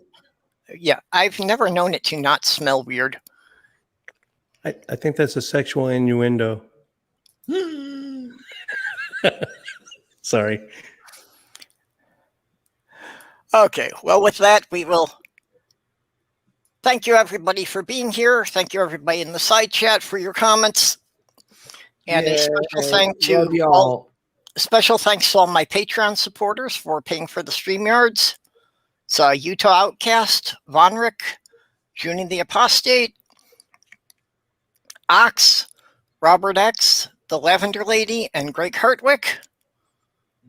They keep it going for me. Actually, tomorrow, Jenny and I are going to get a chance to meet Junie. She's driving through Minnesota this week. Oh, awesome. Oh, well. So I have to make a 3-hour drive down to Rochester for it, but we're all going to meet up down there. A 3-hour tour? Yeah, 3 hours each way. Gilligan's Island. Yeah. Mm-hmm. Okay. So thank you, everybody, and goodbye. Bye-bye. Bye. Boo. And hit the red button.